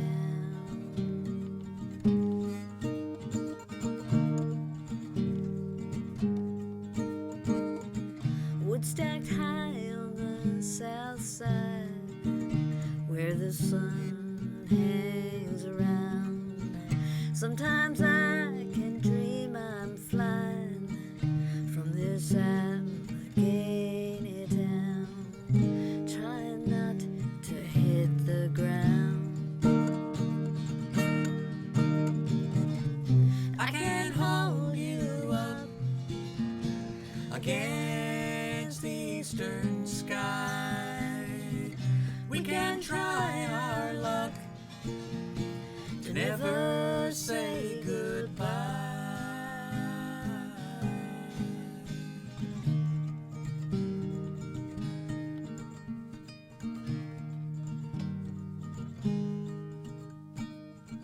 A crooked road won't take you far, and borrowed hope can take you down. Giving in a loving heart, holding on to what you found in this Allegheny town. I can't hold you up against the eastern sky. We can try our luck to never say goodbye, like winter salt on the roads that slowly turns them to clay. You live with what you chose at the end of the day. Behind a two-bid mom and pop, a mellow cup and royal crown, spending time that ain't worth much in this Allegheny